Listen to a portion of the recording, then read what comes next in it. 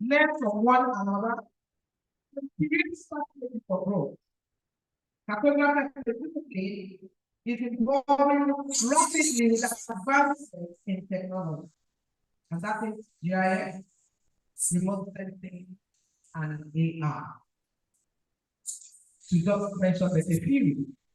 These tools are empowering us to map with unprecedented accuracy and creativity. And women are leading in this chart.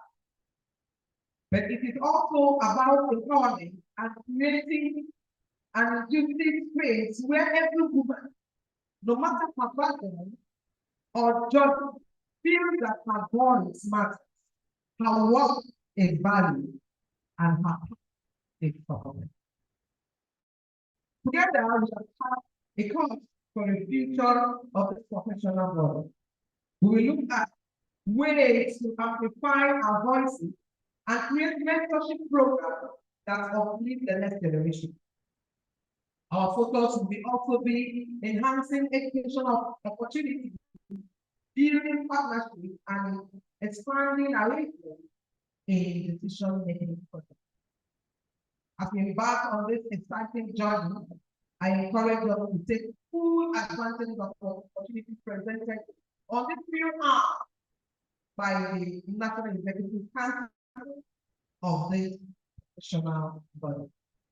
Yes, we're going to be spending a few hours here, but these few hours will speak volume. So we will encourage every one of us, as much as we can, to give your best to it. Engage deeply, share your insights, ask questions, and build relationships that will continue long after this conference ends. Let us not forget that by being here, each of us is part of something larger than ourselves. We are shaping the future of our field and ensuring that the contribution of women in particular to be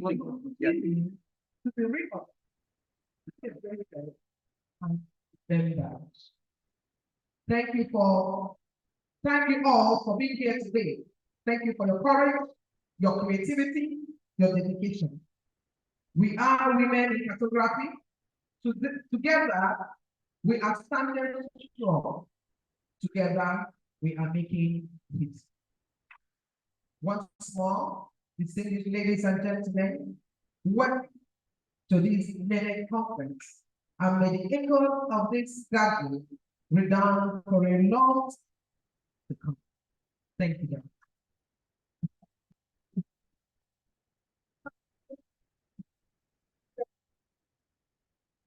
Thank you.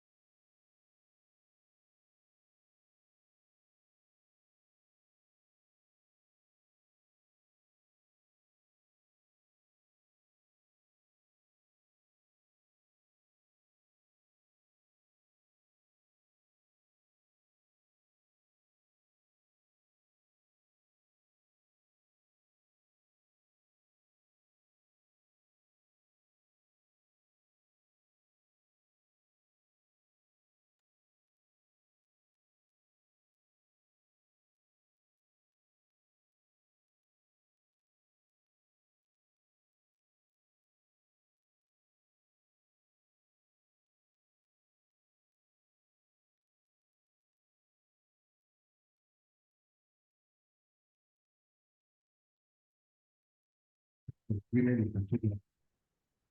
This was conceived last year, and we have selected it this year. Let's start by congratulating the student folks in Cartographic for this event and for the success of the conception of the last year. You respect whatever the mind and possibility mind can do. It was just the main expression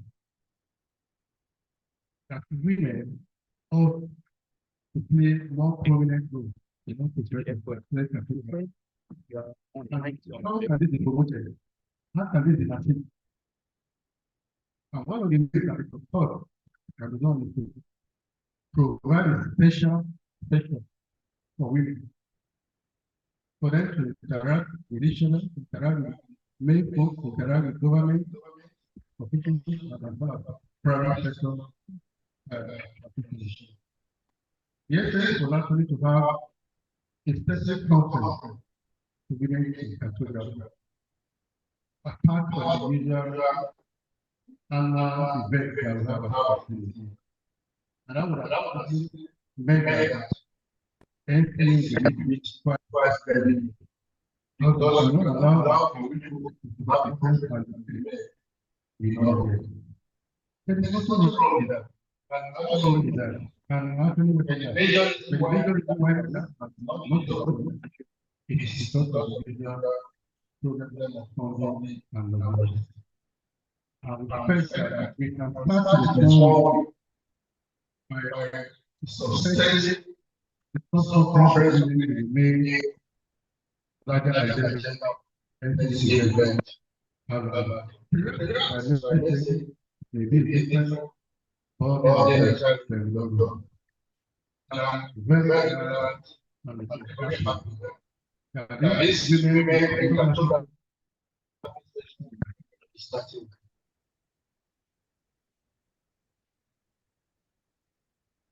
Yes, indeed. Women compete with women. That is the truth. Yes, the man is set to the head, and the man goes in the back. But the man only by the version of the woman. And that is why you find that whatever and whatever you do not give the required importance and prominence to the women, you find it difficult to actually very well. So I keep thinking that because part of the program having administrator in Nigeria, program having management issues that have to be with government in Nigeria, is because we have not adequately integrated our women into the governance. When we do that, apart from the fact that the articulation is quite high and they can contribute a lot to the political process, they will also be there to help sharing the necessity of the men. Because we know what it means when there's bad governance and the family has to suffer. They are the focus of managing the community. So we ensure that there is good governance so that everybody and every individual family in the country will feel that impact of the one of the major problems we have caused by Cartographic is that yes, the women put power in very true. Talk about cartography, land survey, many of them are coming to engineering. We always find it difficult to have enough women in such areas. How we are investing in hard to. And so this cost actually need women. We need women to champion. It is not because we feel there are lots of practical people and all. I think the issue is awareness. Raising awareness and making the movement to take off the pressure from the movement. Now, perhaps is one of the things that's one of the reasons why Thursday we tend to go out from secondary school and talk particularly the female, not just to encourage them to buy the portion of acquiring knowledge, and also to specifically talk to get to finish. Let them know that they are very important. That their education and their economy go a long way in making it make it alive. So when we have something that not going to fit sponsor them, no, both in their home and also in the matter of life. Because when a woman is educated, that education are part. But also those knowledge and skill to her children. From there, it goes out to the outside world. When she goes to the great neighbor, has the opportunity to work in public sector or private sector, it's also movement. So the point that education gives to women, to female child, is far more relevant for the better purpose than what the female child. That is the basic truth. So first of all, you know, from just this, to go out and talk to parents, and generally, we need for them to take education and specifically to encourage them to become fresh, happy, in market. Cartography and those and here. And the only way we can do that is to let them know what is what potential ability inherent to the apparent which acquire enemies and which are key that are life that are relevant to whatever field, whatever thing that you find. This is what we do.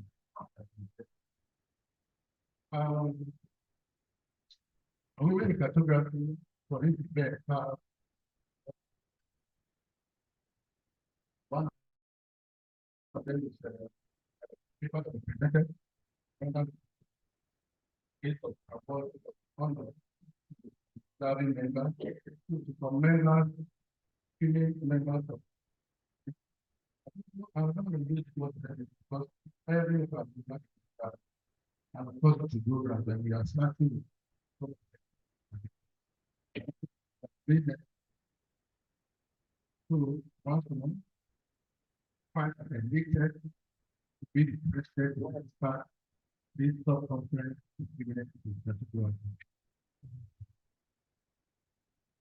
Want to specifically find and appreciate current model of cartography so that it's seen around for you. And I also want to appreciate Dr. Story, the immediate part of human cartography. So how do you complete this on part of Dr.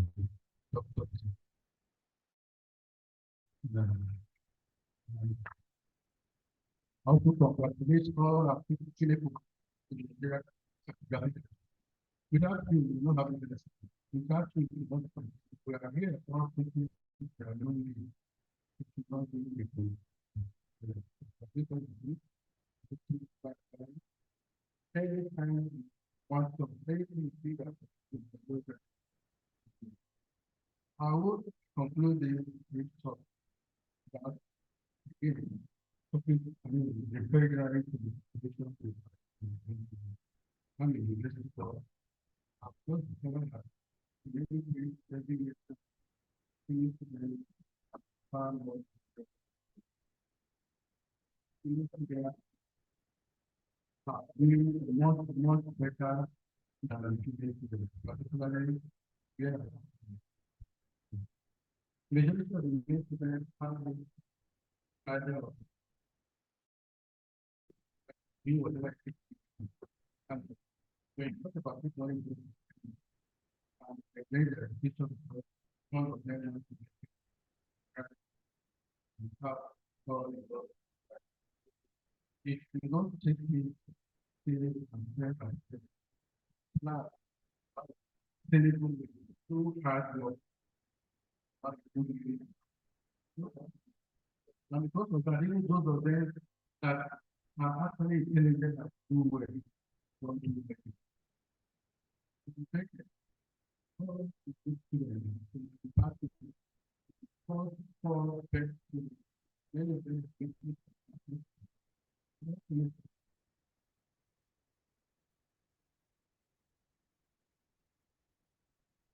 of them and I think it's kind of we do what we need to do most to encourage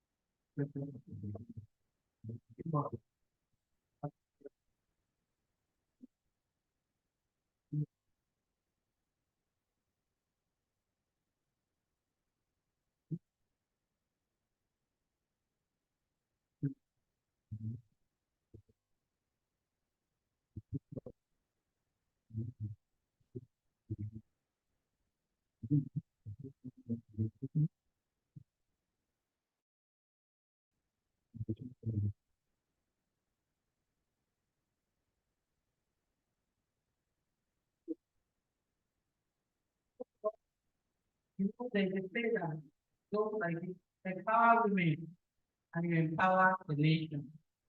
So we are here as women in cartography to also be recognized in our noble association so that at least we can work with the men to also bring out the name of this association in this country. May God help us all. So also I want to call on our immediate past president in person of Professor Andy Robafemi to address us today.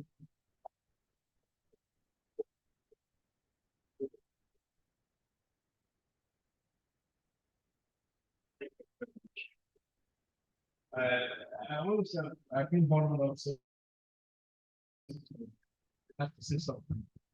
It, a journey, it's a journey that eventually has arrived. I want to congratulate President Fair for doing the encouragement and pushing to ensure that there is a platform for the women to express themselves. And also by that, by that also, I want to say congratulations to achievers. Actually, achieving it's long the bring level which the life reality today. No, I won't say much because the president has already said so much. What I also say is that women are important in any system. Women are very important in any system. But many in the law leadership that when you allow women to express themselves and give them way to fly, you do not even know yourself when you are also lifted to the next level of the commitment to any cause and every day yourself. Yeah, I think we should begin with class. My recent experiences have shown that women are also getting recognition. At the world level, at the UN level, there's what we call the UN women. The colors are Privilege to have the direct from the orange and red. Orange is for power, yes. The orange is okay, direct money. My pledge to this graduate especially It's still orange. I pressed that one. It's orange. Press it. I'm saying okay.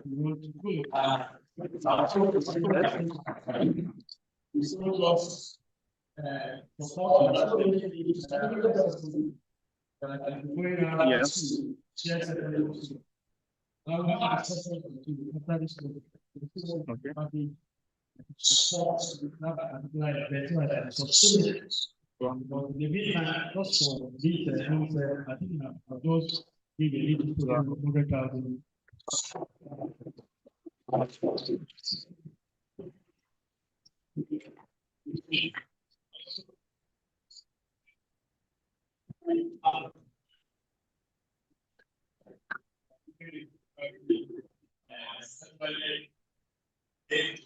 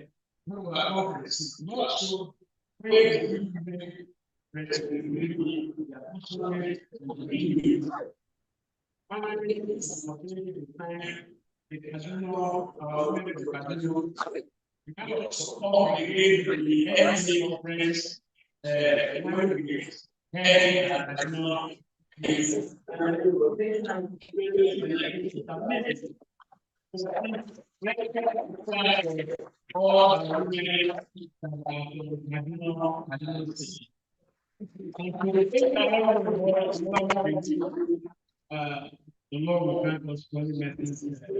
But thank you so much. Thank you very much, sir. In fact, I want to say thank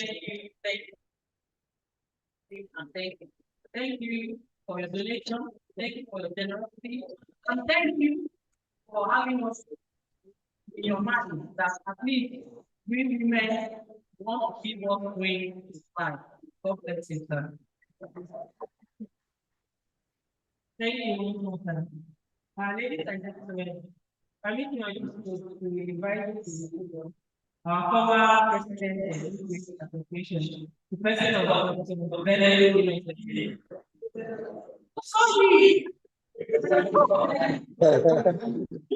My man, I was trying to do the speech of the former president of my head. I'm so sorry. The immediate past secretary of the association, Dr. Bello Innocent.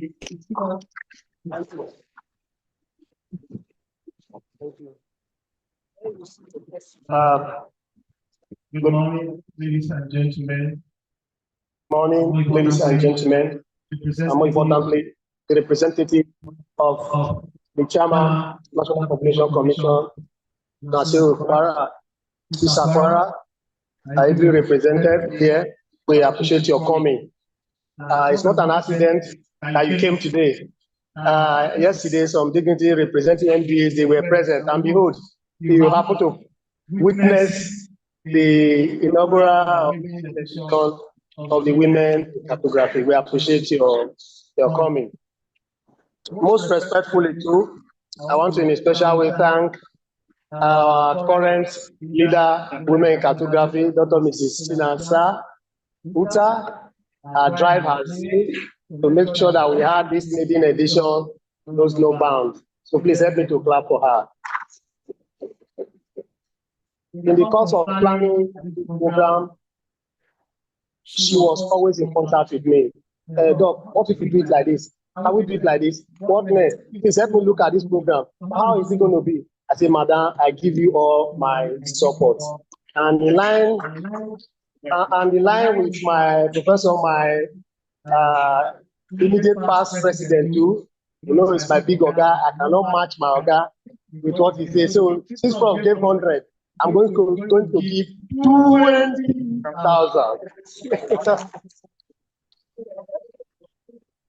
I don't want to do more than my and following from what he has said, I will also do my best to see how I can link you with international women organizations that are very sensitive to women, to gender equality.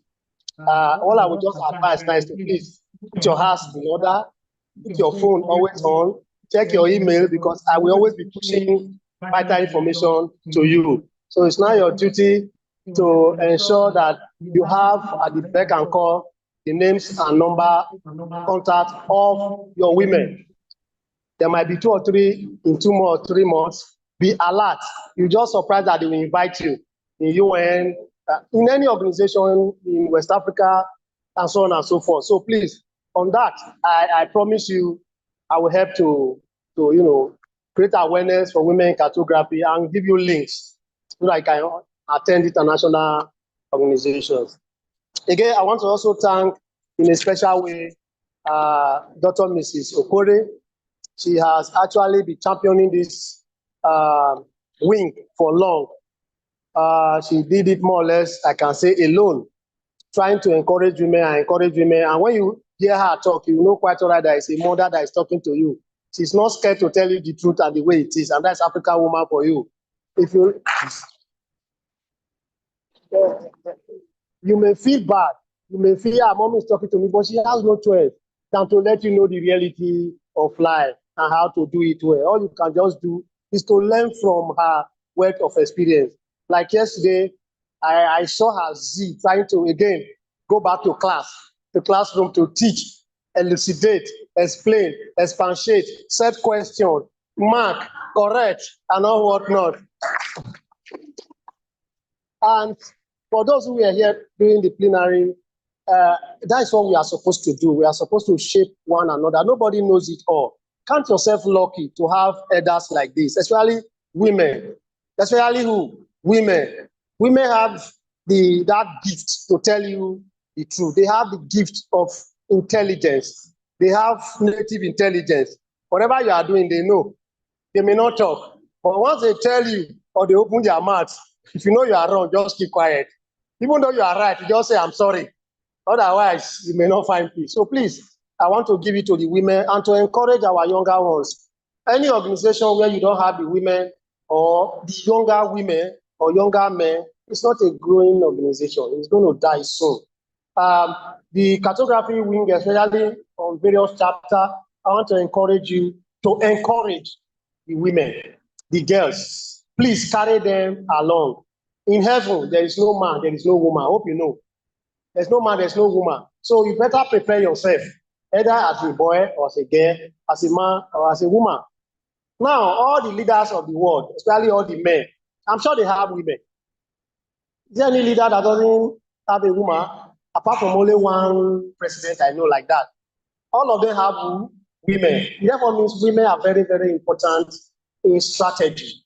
No wonder I married a registered surveyor. My wife is at my back. Surveyor Mrs. Abayomi Bello. She's a registered practicing, but there is no conferences. She will attend women in surveying, attends their NIS, attend. I said, be going, no problem. I'm by your side. Are you getting it? And I also make sure that every conference I attended, I carry her along. In fact, it goes with me. Sorry, I can't carry her. I make sure she goes with me. What is this life all about? We are both in the mapping sciences. In cartography, she's a surveyor. In fact, when I retire, even before I retire, I'm going to make sure that we have a very big company to be doing the survey while we'll be doing the mapping. We will train more surveyors to do data collection and more cartographers and GIS to do the data analysis. While we'll be the director of mapping and GIS, will be the director of surveying. Is that not a complete bond? So I encourage everybody to do the same. I wish you all the best in this endeavor. Thank you. Thank you.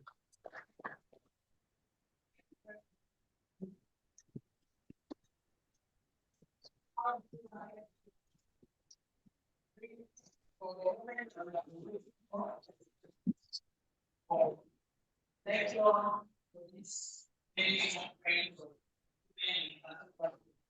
So all the program on the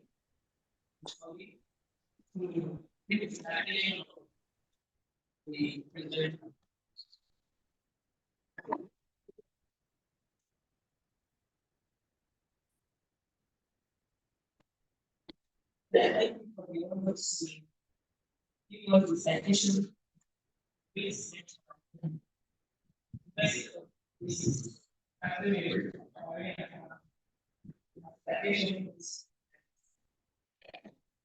Mrs. Katura, Mrs.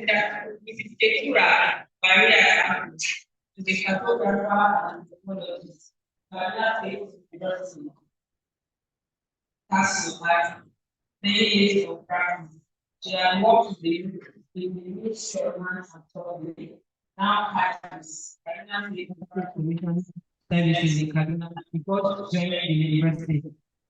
She has worked in local and national environment, reaching out and encouraging students to take up farming as a profession. She mentored young men and women, especially women, for motivating them for educational goals, self-confidence and self-motivation. She has served on many bodies, using it as a platform to inspire young persons, particularly to serve the highest academically. She has PhD in cartography from Kaduna Polytechnic and a bachelor's degree in geography from Kaduna State University and master's degree in GIS and remote sensing from Ahmed Bello University, Zaria, Kaduna State. Ladies and gentlemen, I present to you our lecturer for the Women in Cartography conference, Dr. Mrs. Katura. Mrs. Katura.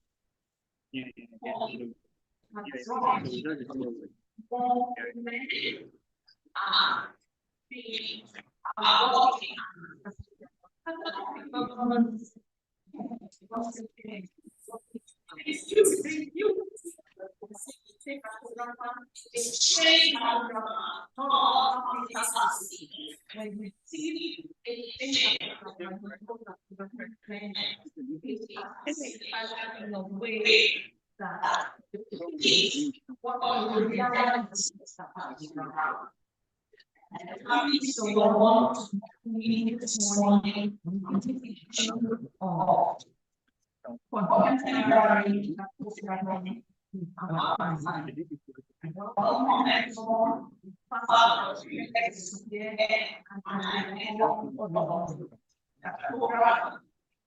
I've been around for a very long time.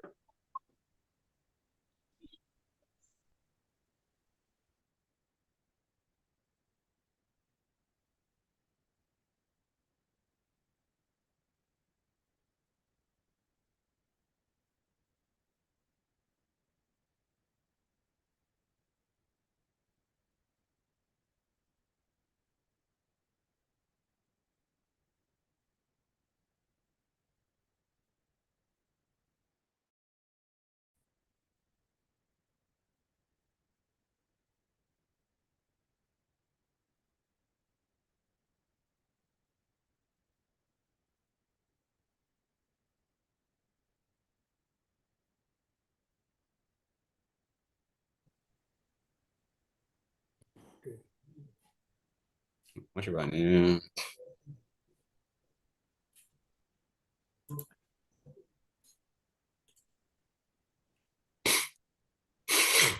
eight of us ló wà online.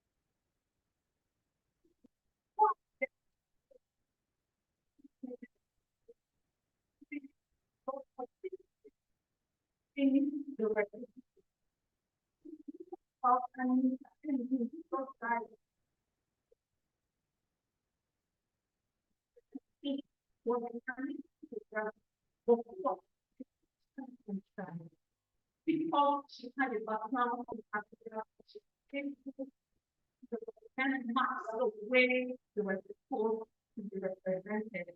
So pioneer in particularly like environmental science and for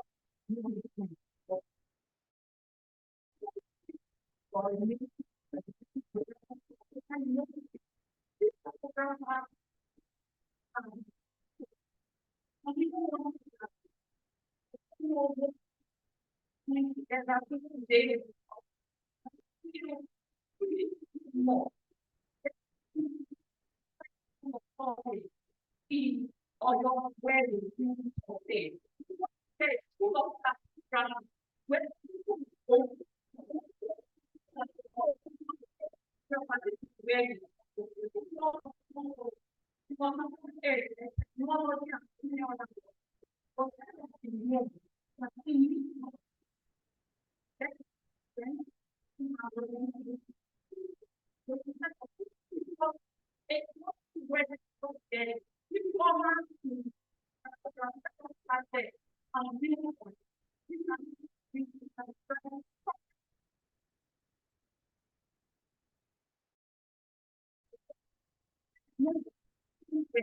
Make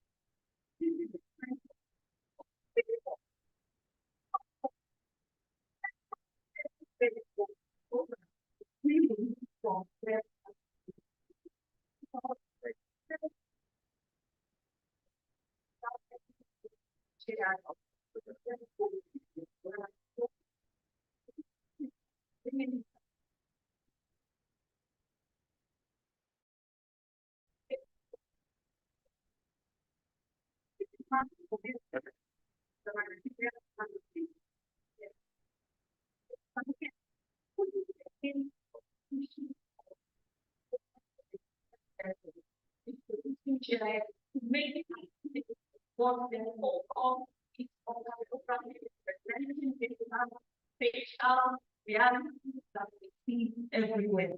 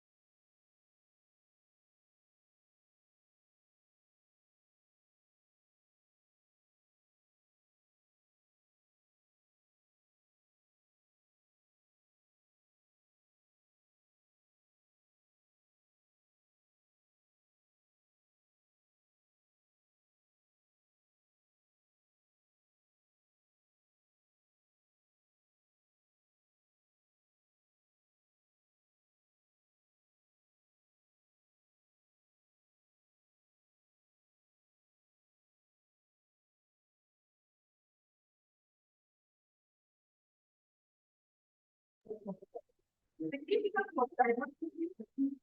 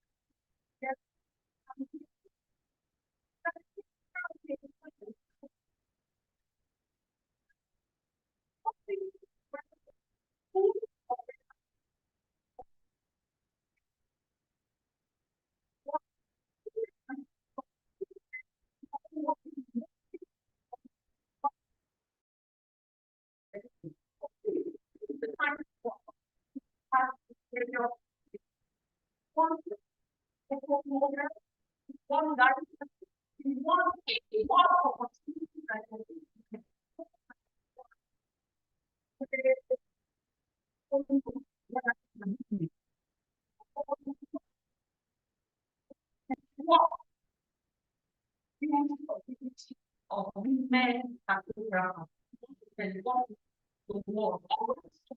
We want to be fine. We want to be or Nigeria or Pakistan or anything. We want to be representing of the reality.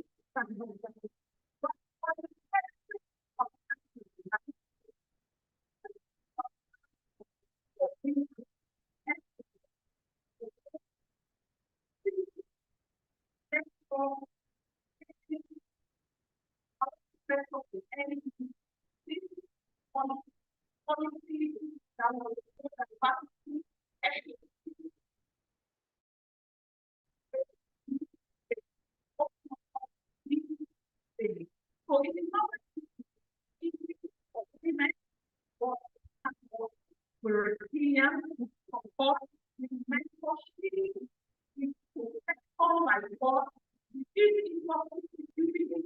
government and help us remove it for so many people for people are able that looking for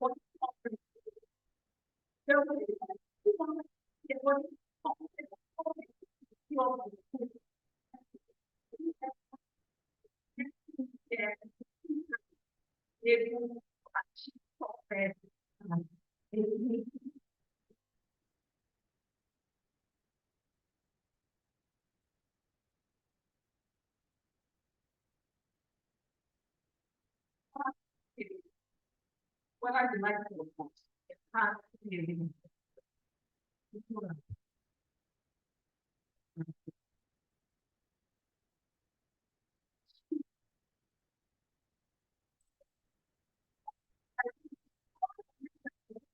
From your voice. I think they want a woman that will really talk. That is woman they want to what I mean, you want to be like a man. Everyone.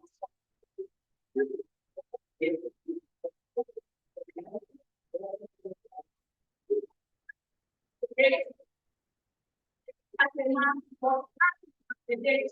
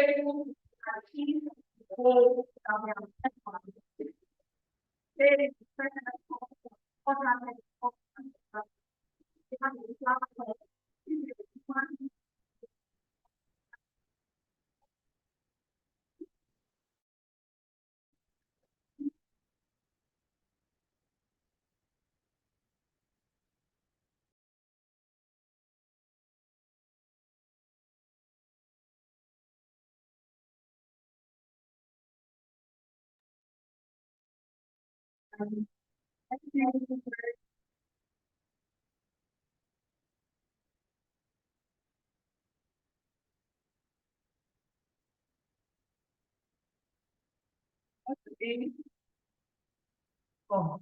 don't really know what to say. Because she has done just things to make us to see why we should also make sure that women in cartography we are carrying along. Say thank you very much. Thank you very, very much for the presentation. So also, I want to invite Dr. to give us the citation of the Director General of National Competition Commission before the representation comes forward.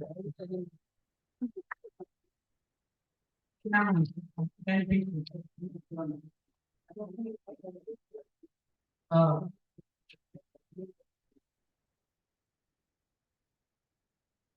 I want to quickly present the citation, the brief one of Honorable Nasir Isa, the Chairman, National Competition Commission, ably represented by your name, so that we know you very well. Action is the state coordinator of the National Population Commission, the organization of population issues in Niger State. A round of applause. He should direct the chairman, and the chairman is Nasir Musa. He was appointed by immediate past president of the Federal Republic of Nigeria, and has been the leader of the commission on the 28th of October 2020. Honorable Kwara holds a master's degree in economics from the University of Jos. He helped the government of Nigeria with various capacity across many sectors before his current appointment, and including the process for the conduct of the first ever digital population and housing sector in Nigeria. It may interest you to know that Honorable Kwara has contributed immensely and supported the previous conference. He has always made his plan man.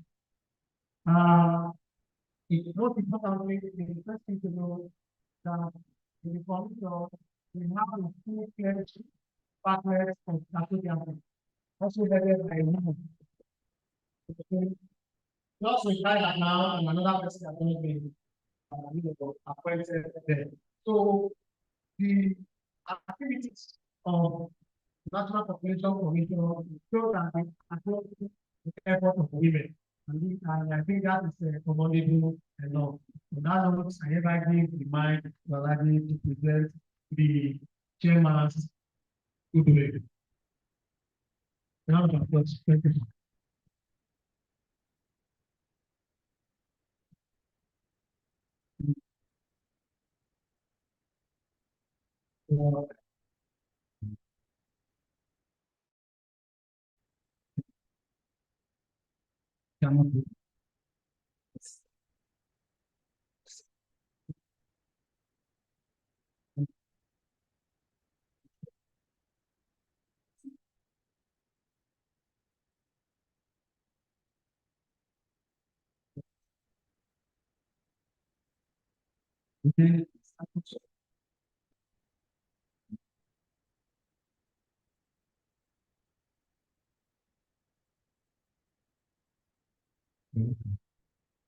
So, women are mothers.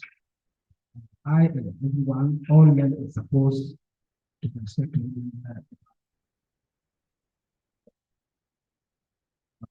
All other proposals. I bring you greetings.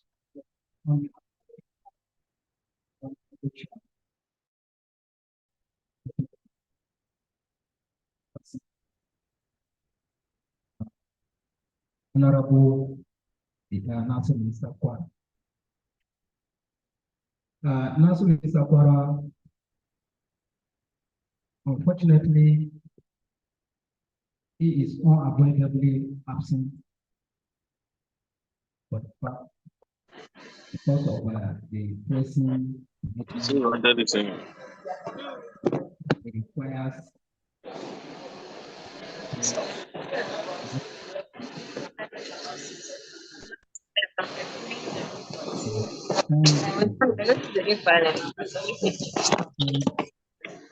And it's not LRP. And it's not allowed. Oh, it's possibly it's allowed. Why not notice that when we're filing their normal one?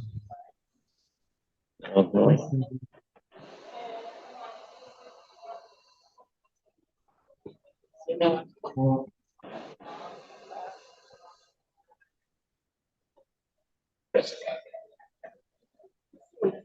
and so patients of okay, but I want to say their bad and their fine. especially technologies. But The theme of this conference resonates heavily with the Commission's objectives. Accurate mapping of the use of cartographic tools, motion,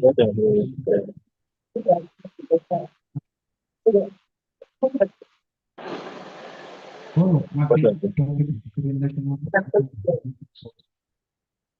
associated our essential accurate geospatial data, guiding evidence-based policy, you're right. our shared mission to harness the power of science.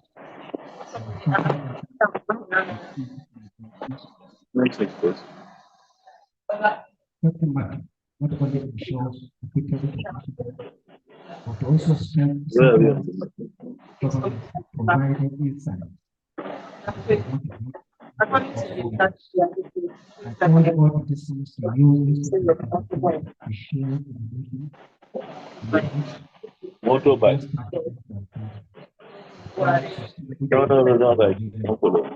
We must work together to explore how emerging technologies such as When you can't find anything that you look for that, you have not already. Why you When I downloaded. Why you want to organize? Check whether you are there, whether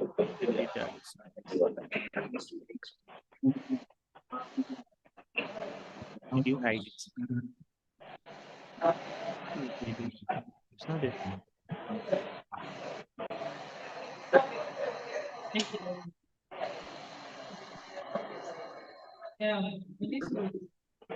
want to put the floor for questions and answers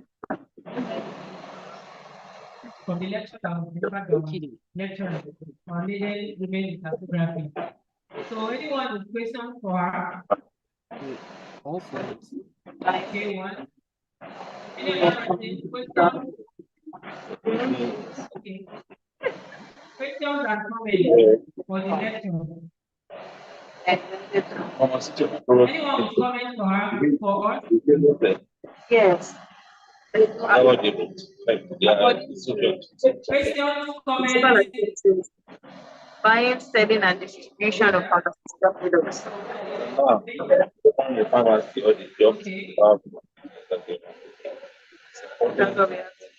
Okay. the warehouse they're 100% secure. Or now, if they have a pharmacy and they are selling water, All the excesses. the water, Outside. they're selling food, they're selling Maggi, they are selling. I was Does not mean that longer. So when I'm now writing my review, that means I can't be part. I was discussing my When they come for me to I'm not asking questions.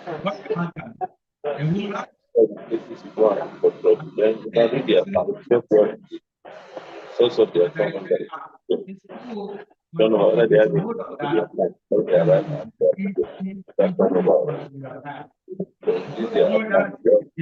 benefits, they have any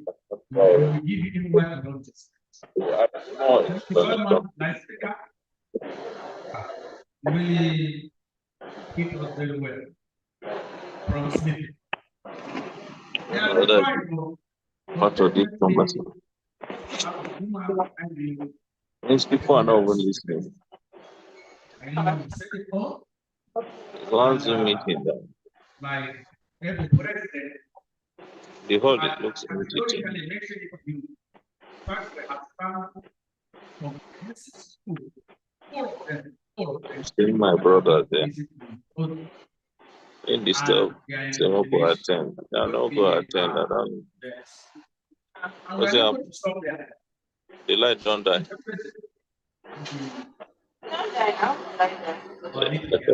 It's only our own. And nobody is there. Look at me.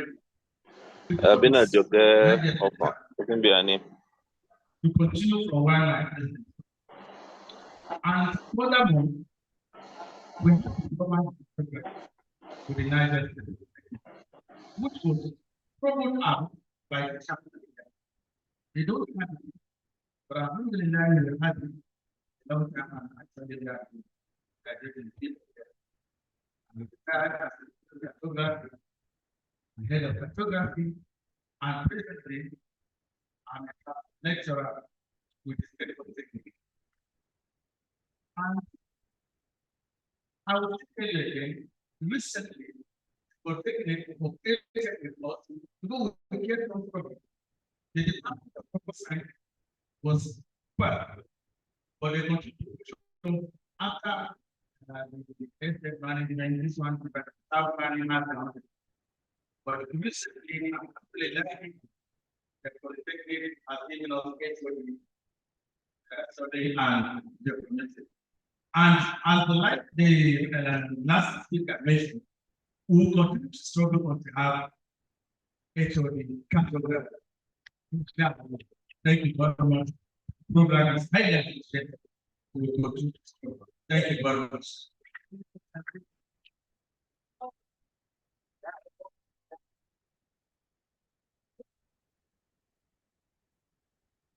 Good afternoon. My name is Abuwai Dapovish.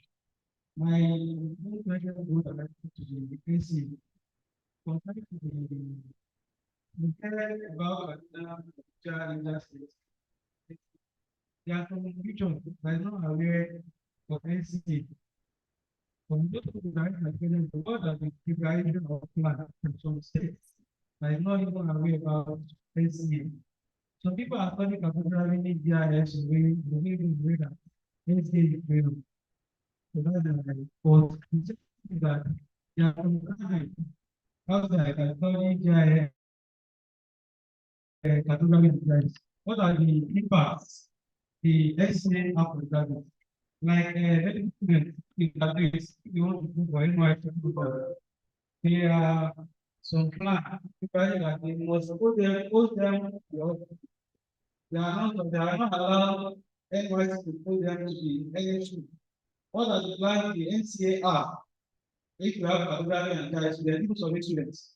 You don't just take them to any like school and that is not right. Let's see.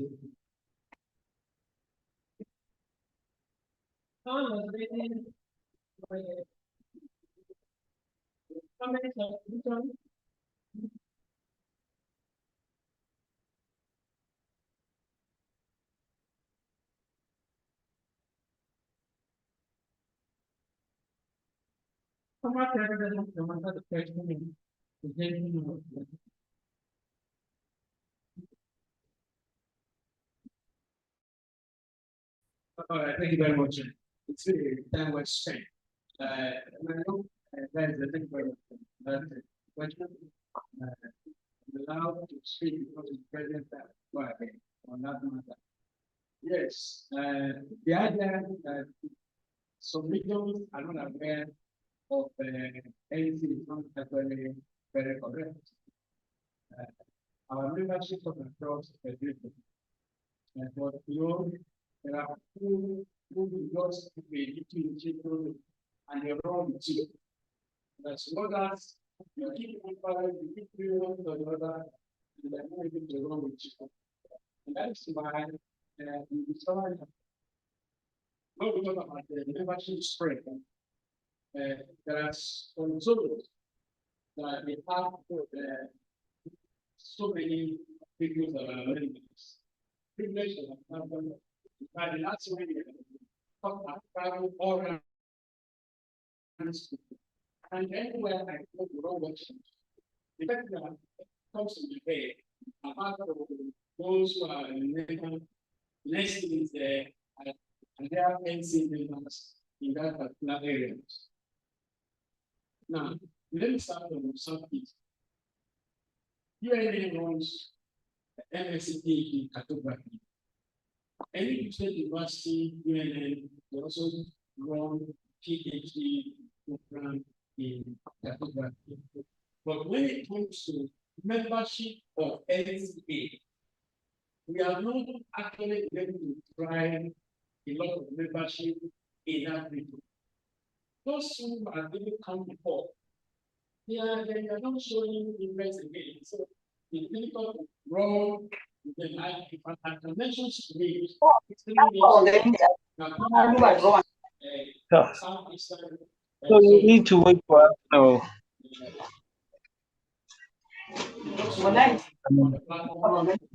Okay. See the stamp. By stamp, nobody can even sign for. Aruna is not in school today. So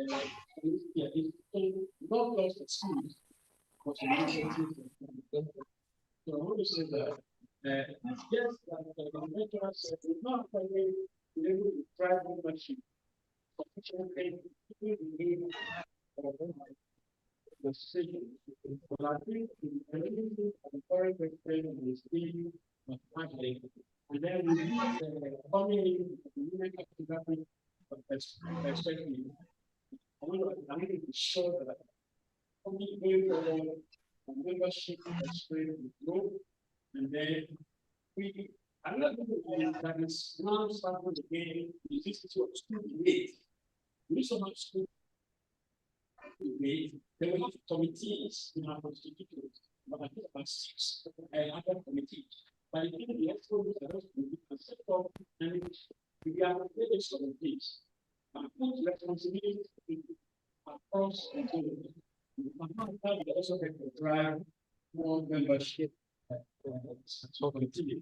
Then for the next, thank you so much. That's an inspiring lecture. I actually got the word to find that the women has opportunity. Please let's give them opportunity. I want to say also that apart from what I said before, there are lots of openings that are available for the gender, and we create the platform. I will support the creating the platform that will ensure that we're able to get folks in the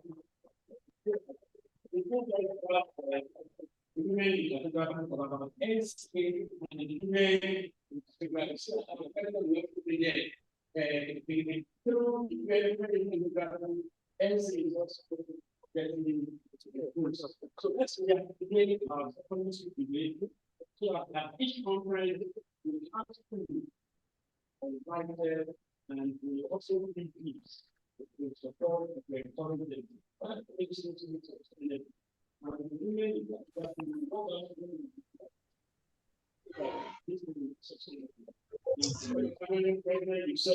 said something about not creating a separate conference.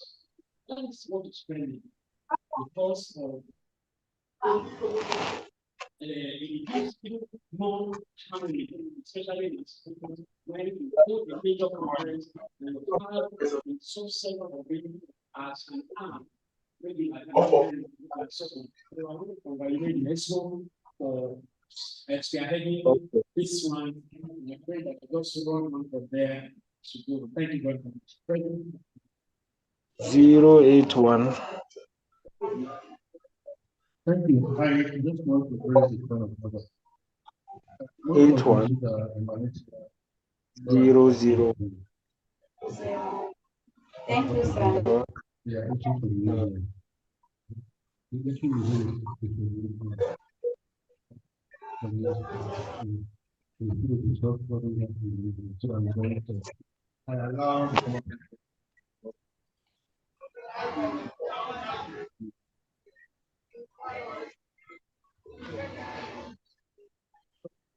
Comment.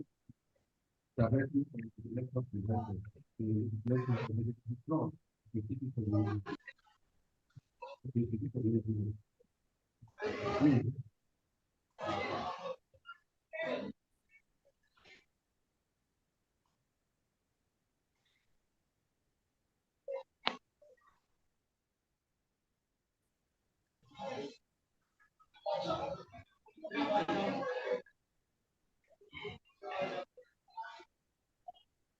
Good evening, members of the ITV.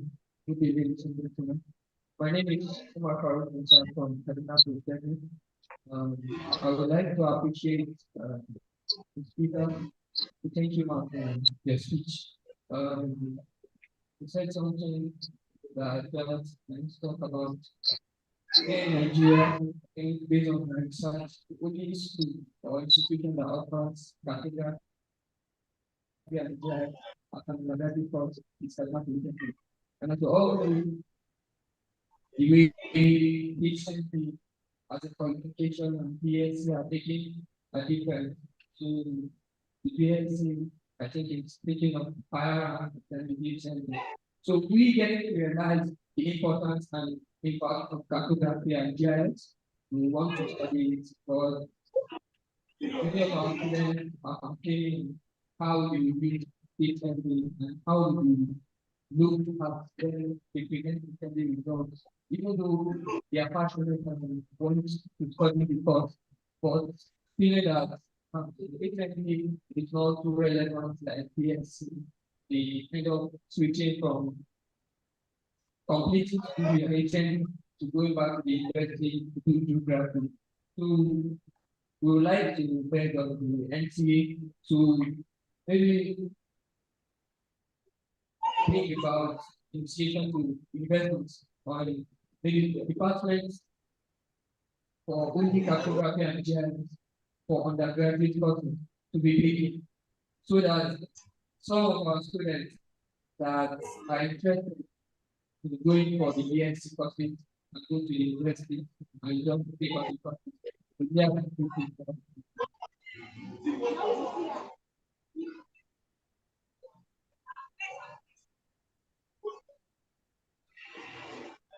have to Yes, I just want to ask about the platform you said you created, because in my department, special education committee, photography department, we have more opinions in my department. So in that platform, I would like to put them on that platform. So I like to have the platform that share with them.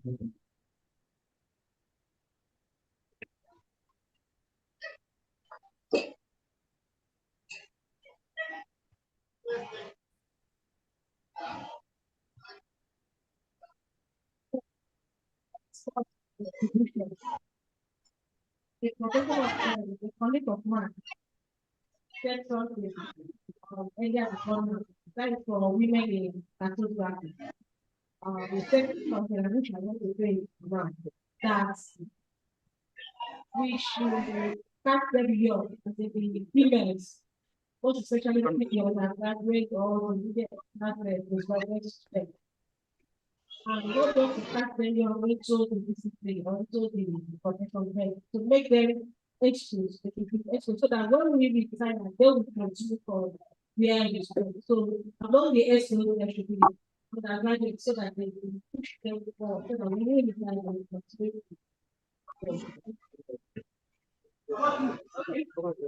We discussed all that at the level of making. Oh, that's right. Yeah, we discussed all that. Any other questions?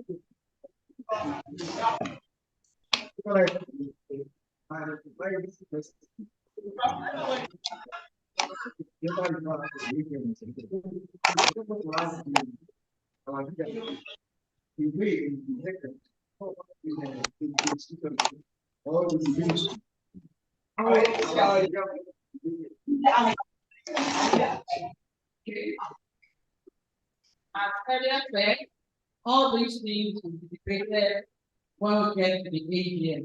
Thank you. Please, I just want to tell all of our students, all of them, not to be disturbed.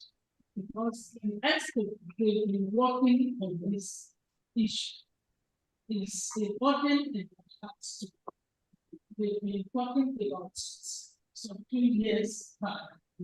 So I just want us not to worry so that they get an institution that will be offering the degree. No, that's important. Thank you.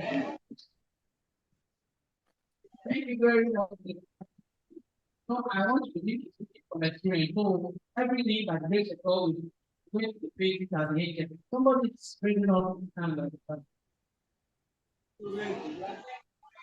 All right. Thank you so much for the presentation. God bless you, man. My question is, what is the future of cartography? Because there is a rapid development in GIS. So my question is, what is the future of cartography? Because there is a rapid development in GIS currently. That's my question.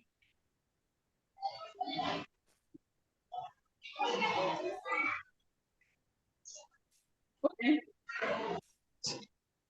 Sir, I remember something that day. Can you repeat the question again? I don't have any gap. What is the future of cartography? Because there is the high development in GIS within our contemporary days. So that's the question.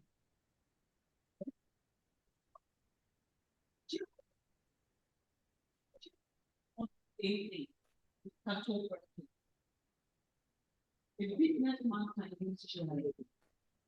A doctor using GIS. A nurse, Florence Martingale, she used GIS. GIS is something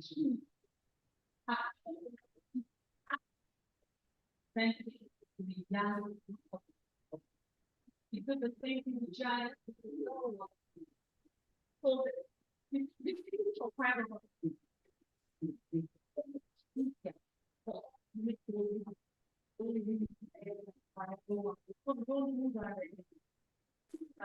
you need to learn, you need to learn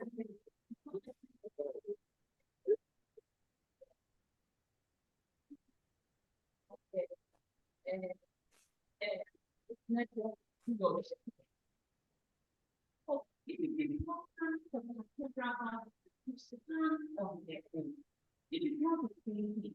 You can you but not the second reality.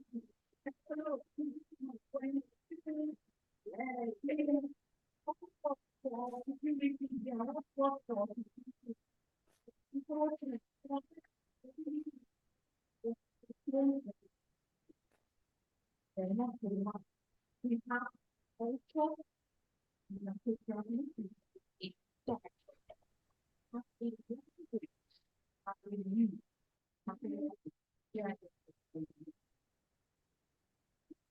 thank you very much.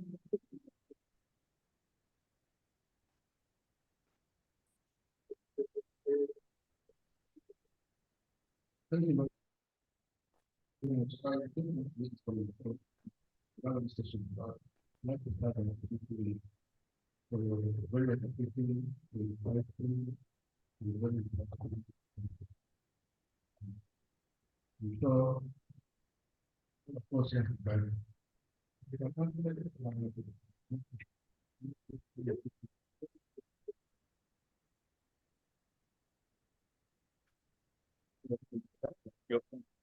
okay, so for the first one we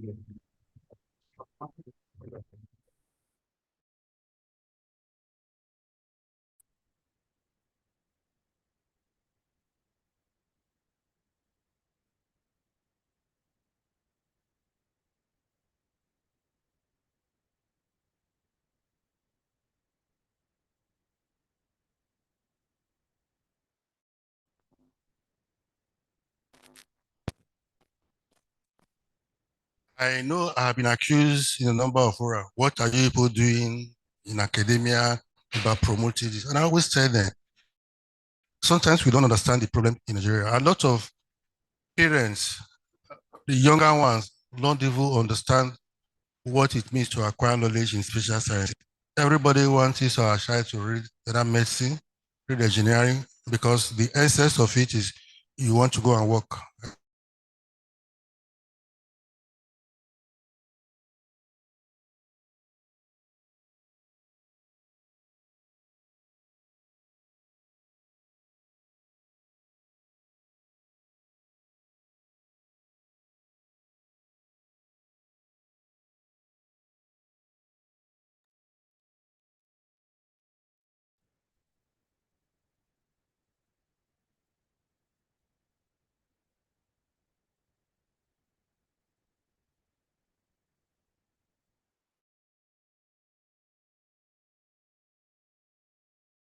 And we call it geoinformatics.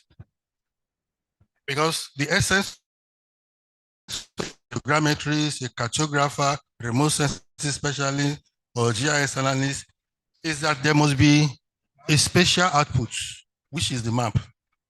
So no matter the kind of analysis you do, or precision measurement that you have carried out, and you don't represent it properly on a three-dimensional event, then the essence and the time put in are lost. So that's why we are looking at it from that aspect. Like I always say, I have developed a program in geoinformatics, which is driven by cartography, and is on a great process of and being adopted in the university and going to the National University Commission. I have given it to 2 other universities, and we are sensitizing so many other universities to take it up. So I think that is the way to go. If we stand that it must just be cartography or first degree, I tell you it will be difficult for us. And if we are not careful, we will actually be shooting ourselves on the foot, and cartography will become estate. Just like what many others are doing now, particularly those in the surveying that are trying to hijack GIS. GIS is basically a geographic. What do you call it? And you see that most of them, when they try to do what GIS entails, they don't do it well because they don't have the knowledge. Whatever you do in GIS, what does it come out with? The output must be a map. And if that output does not communicate what you want to communicate or don't express what you want to express, there is the distortion of information, distortion of data. So that is the aspect from which we are driving it now. And when we drive such program, the bedrock of such a program in geoinformatics that we are doing is cartography.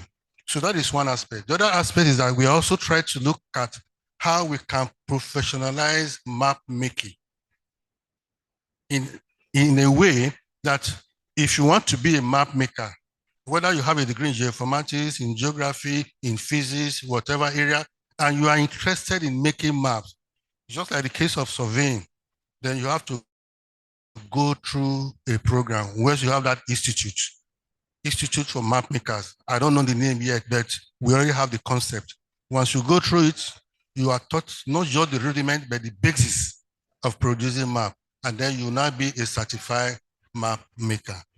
To a large extent, if we're able to go through these routes, you'll find that we'll be able to preserve cartography in its integrity in this country. Thank you. Thank you very much, sir. I think we've come to the end of the section for questions and answer. So on this note, permit me to invite the women leader in cartography, Dr. Mrs. Chinansa, for the awards, presentation of awards. Please a round of applause for her.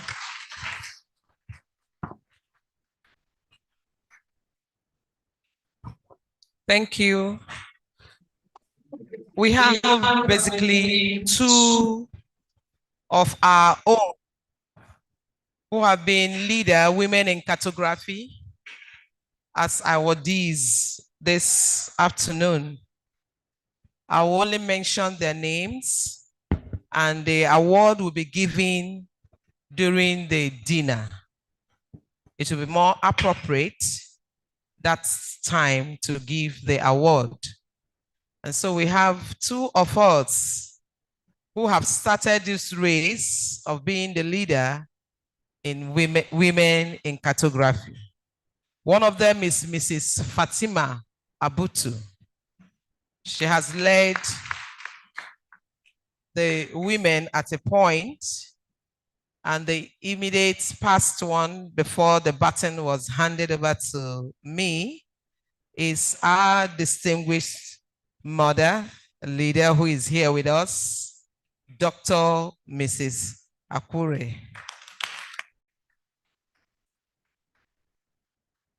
So by these two persons will be given, the award will be given during the dinner.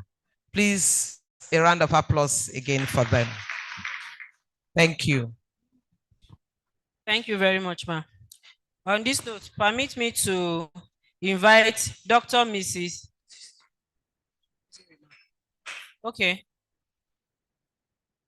Sorry, 1 minute. Eh? Sorry.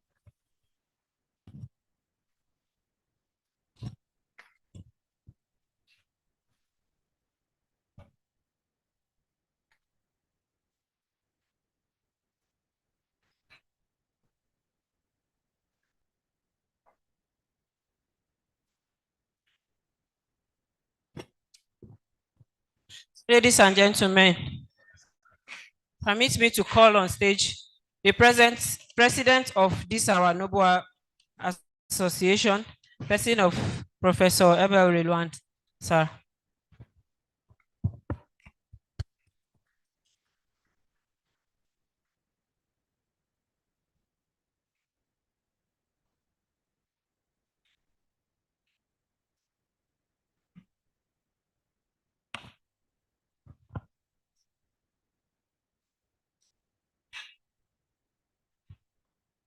Thank you. And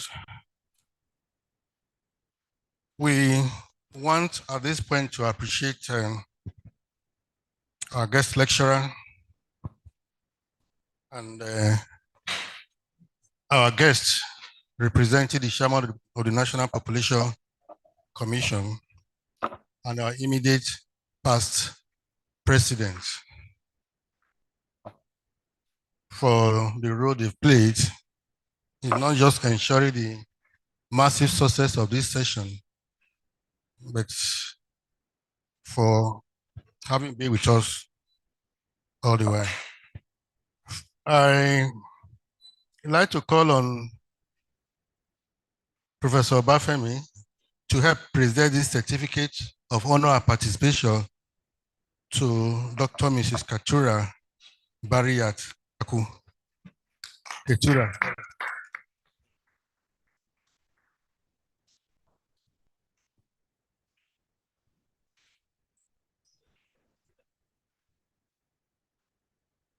Yeah, on behalf of the women in cartography, and for the excellent presentation as the first lecturer of this Women in Cartography conference, you have been presented this certificate of award and honor, and we by this say that you keep supporting this particular association. Thank you very much.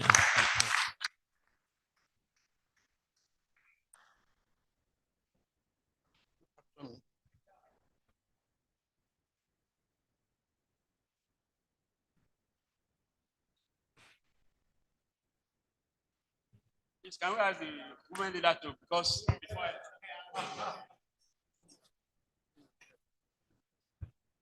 please join us.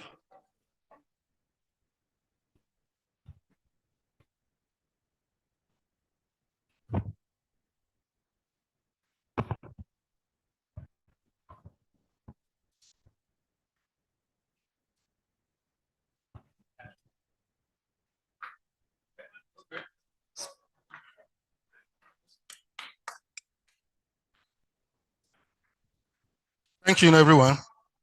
Please, Prof, you are still here.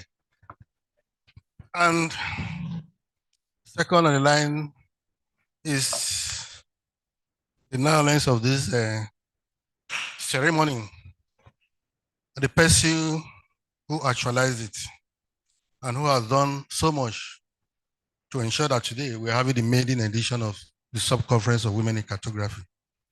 So much has been said about her, and much more will be said during our AGM. So I'd like to call on Dr. Mrs. Chinaza Uta for recognition and honor for championing the cause of women in cartography. Congratulations, ma'am.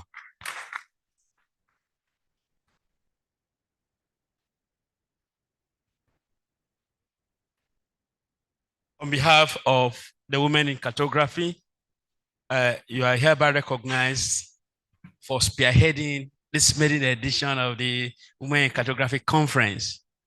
And on behalf of the president as well, and the current executive, we congratulate you for this feat. God bless you.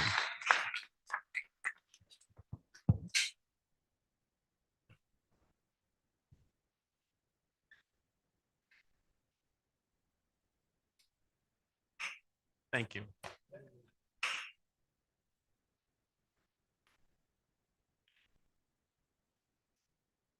Thank you. Thank you. I want you to present it. I'm going to call you. You may sit down, sir. Dr. Innocent Bello, you get set to do this presentation. First, I'll call on the representative of the chairman of the National Population Commission.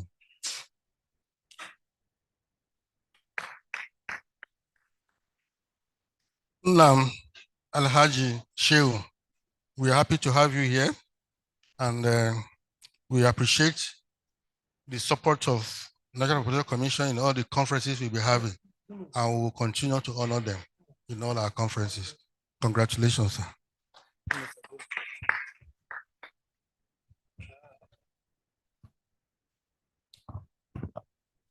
On behalf of the National Executive Council of the Nigeria Cartographic Association, we hereby present this certificate of conference participation, and also for representing the chairman, National Population Commission. Remember, the theme of this conference is Mapping for Lands to Boundary Dispute Resolution, Agriculture and Security. We are indeed glad that you came, you saw, and you conquered. Thank you very much, sir.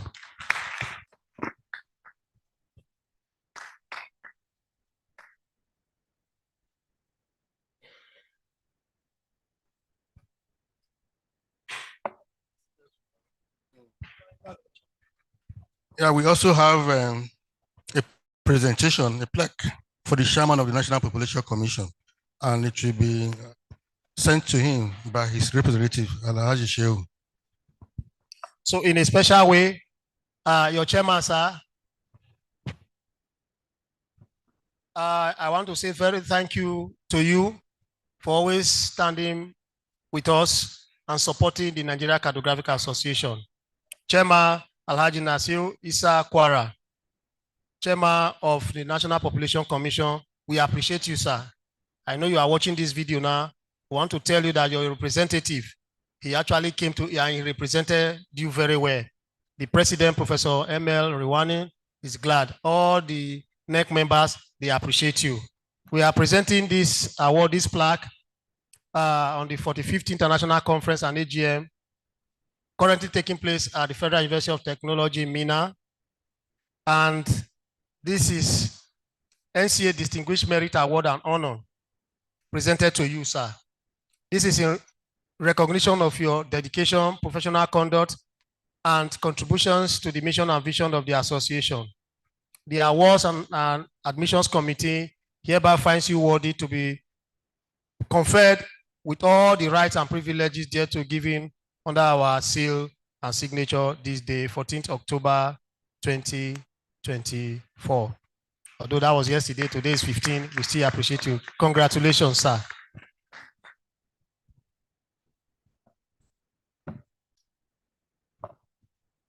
There is also your Medal of Honor also attached to it, sir. Thank you very much, sir.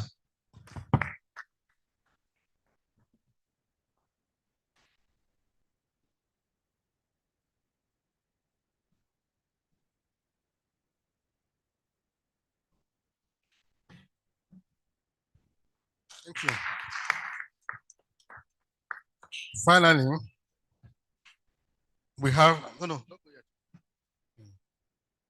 We have an award for our president emeritus or emeritus president, who has always been a pillar of support for us. In spite of the fact that it's very tight right now, he still created enough time to be with us and to counsel us and to support us in all ways. So Professor Andrew Obafemi.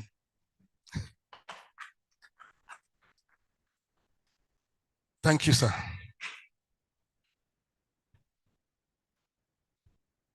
I have been directed again by my president to present this NCA Distinguished Merit Award and Honor to His Excellency, immediate past president, Professor Andrew Obafemi, fellow Nigeria Cartographic Association, fellow, there is 10, I can't remember the rest, sir. Please forgive me. Again, this is in recognition, sir, of your dedication, professional conduct, and contributions to the mission and vision of the association. In fact, the awards and committee and admissions committee on their own sat down and searched for you and said, Kai, this man must be given this award. Congratulations, and we want to appeal to you not to relent, to keep doing it for us, especially the Board of Fellows platform, which you have been doing very well. Keep networking for us. We appreciate you, sir.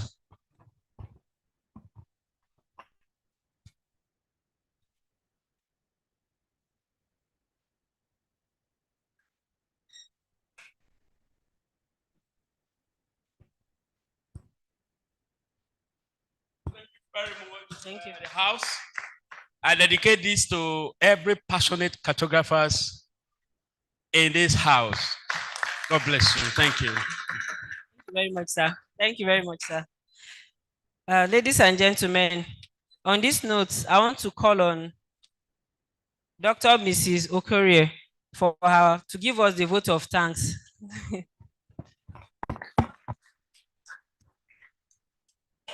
Okori. Dr. Mrs. Okori.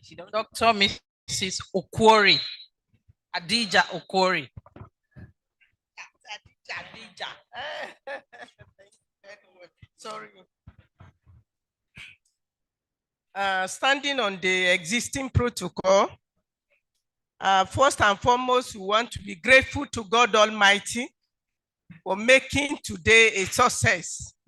The maiden conference of women in cartography. We are grateful unto him because he has done a lot for us. And we want to appreciate the president of NTA, Professor Ilwanu, and the ESCO members for giving the women in cartography this great opportunity.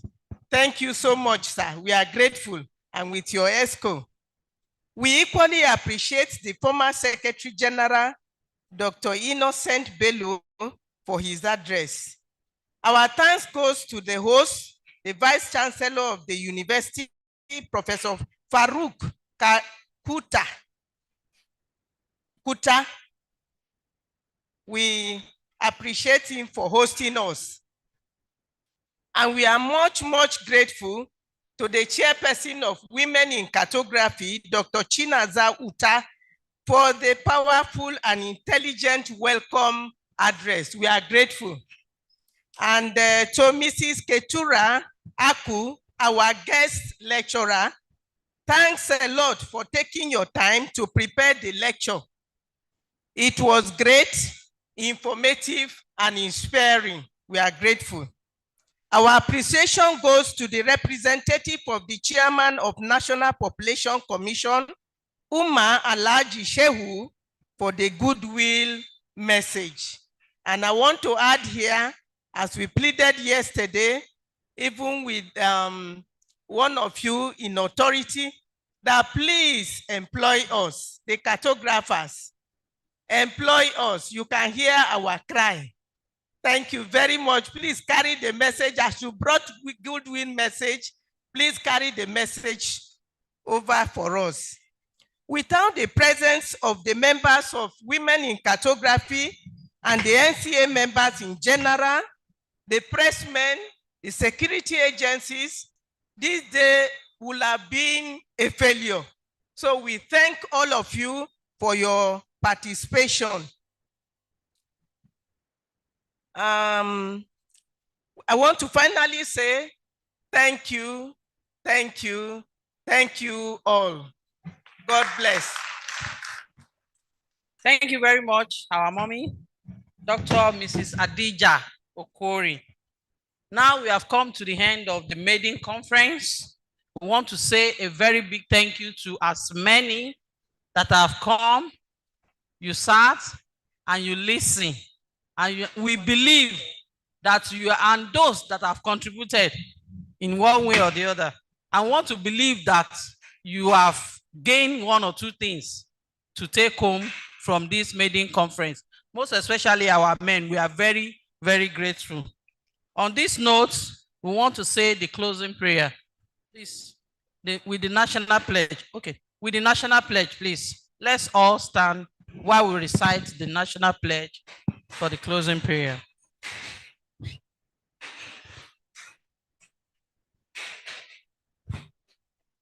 Nigeria. The national pledge, please. I pledge to Nigeria to be faithful, loyal, and honest.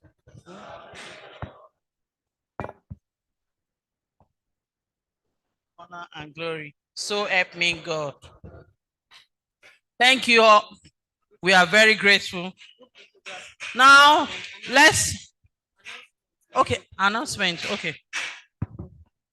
Thank you, everyone. We're going to have group photographs now, starting with member of the high table, and we're going to use this background. After the members, we can all join them for a group photograph, after which we'll go for lunch. Please, the lunch will just last for 30 minutes while we'll come back for the technical section. So we'll start in time and finish in time. Please, let's don't delay in the lunch time. Thank you. Please, group photograph. Let's come in, please. Let's come in and get this started immediately. Ahmed, please come in. Ahmed, please come in. Come with your friends in. If you're here for the conference, please come in.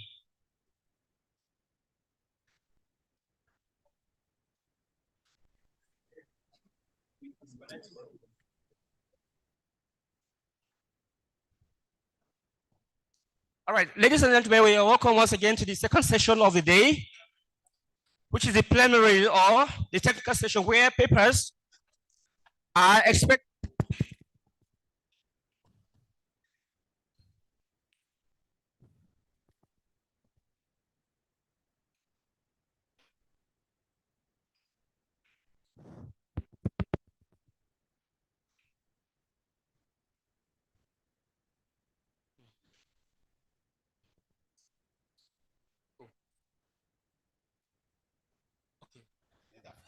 Okay. Let me see.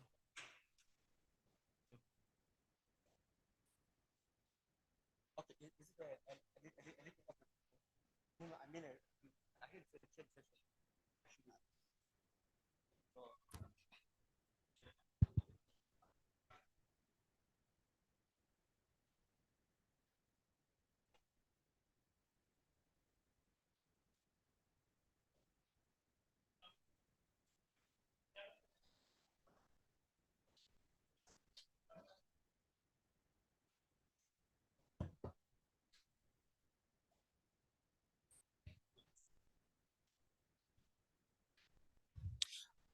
All right, once again, good evening, everybody. It's about time we commence with the next session, which is the plenary or paper presentations, presentation session or demos. Okay, later on we'll get on with the demonstration, but for now, we will be on paper presentation. So without much ado, we have wasted so much time. I want to hand you over to the facilitator of the session, who is the journal editor, Dr. Edobo, sir.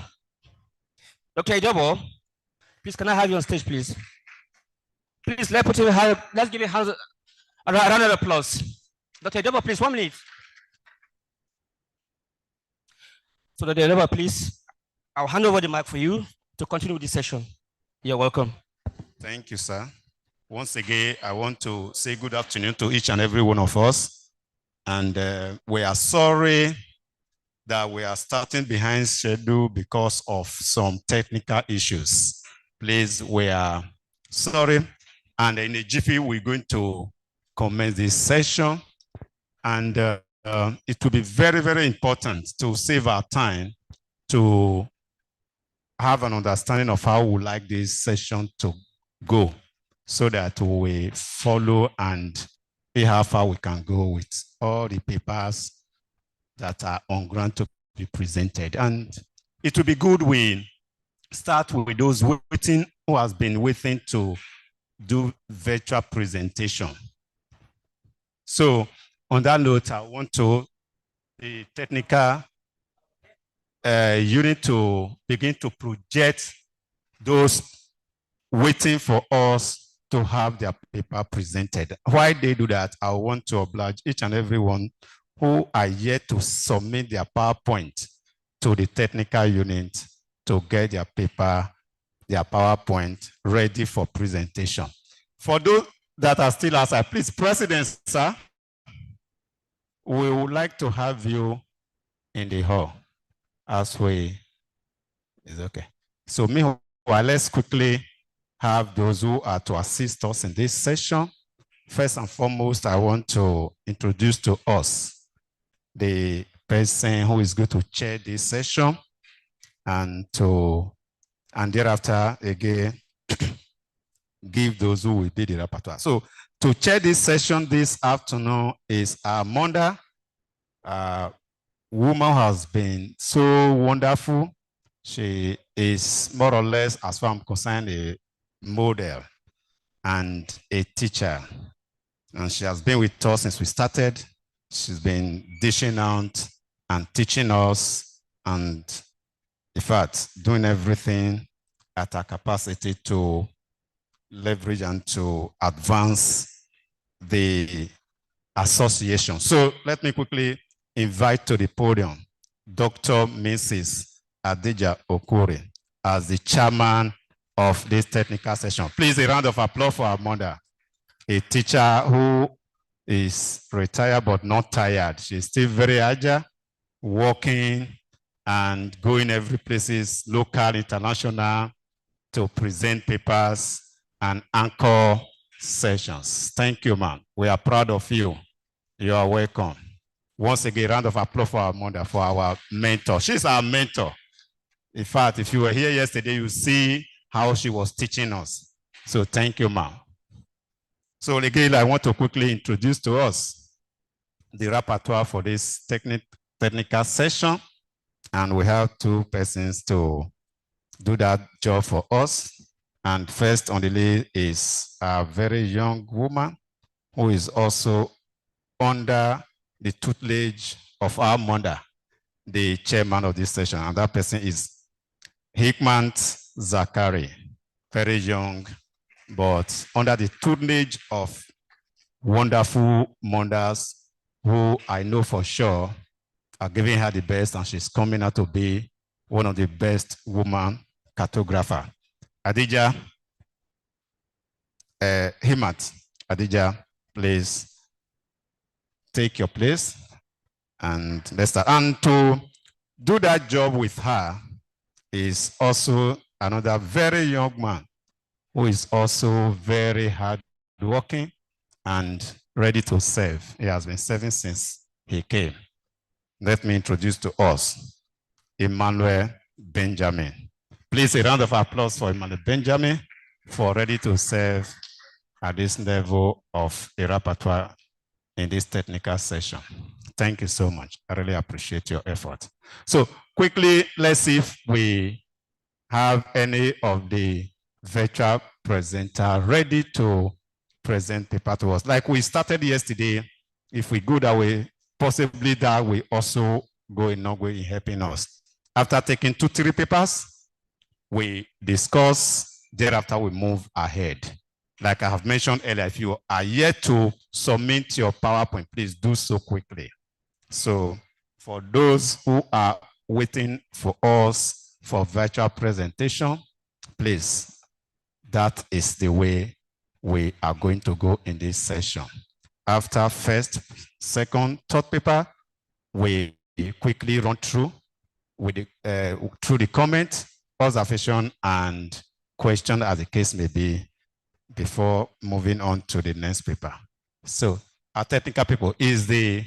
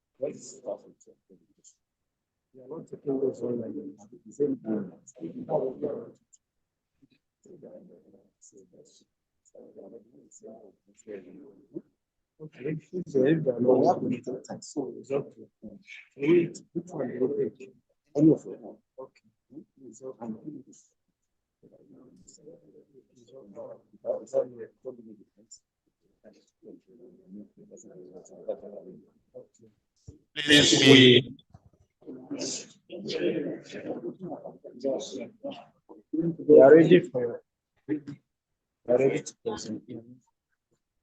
Yeah, because one, you made the right. Zero paper. You made the right for this.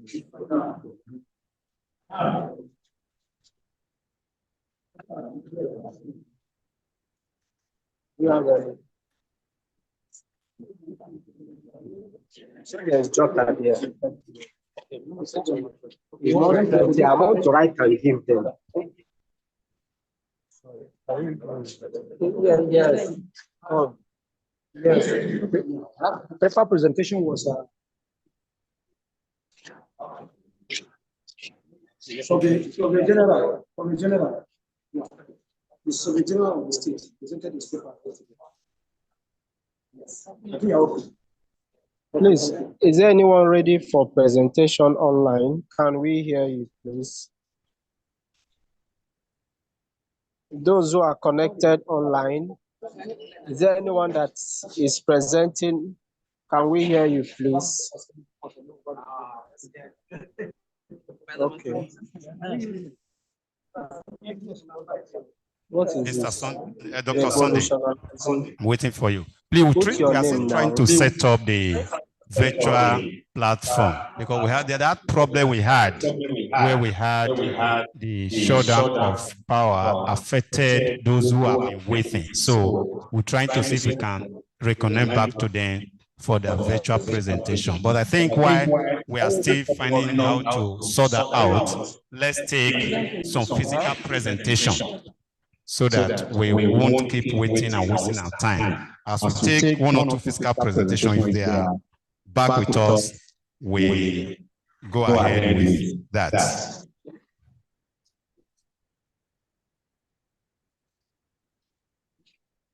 Revolutionizing mapping with AI, artificial intelligence, justice, Fejiro, AUI.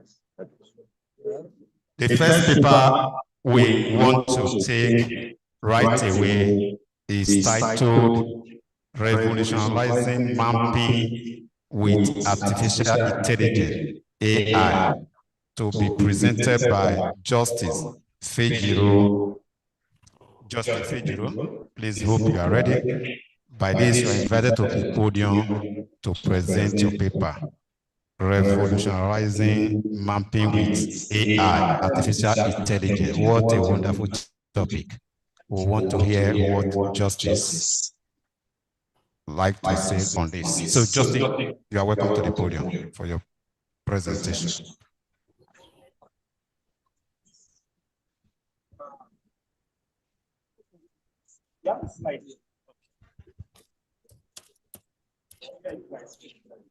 Justice. Yes, yes. Please, every presenter is only 7 minutes. And when you come here and you are not saying what is on your paper and you are just taking us here and there, we just come in and tell you to stop. So you talk to your paper, not for you now to come and be reading. Talk to the paper because you are the one who has written it. Please. Thank you.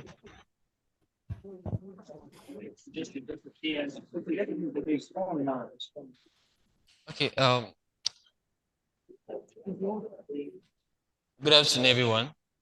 I'm Justice Fedro by name, and a student of University of Port Harcourt. I'm also a member of Unique Mappers Nigeria. So I'll be doing a presentation of rivalization mapping with artificial intelligence. So okay, first of all, AI means artificial intelligence, and the meaning it is a simulation of human intelligence processes by machine, especially computer systems.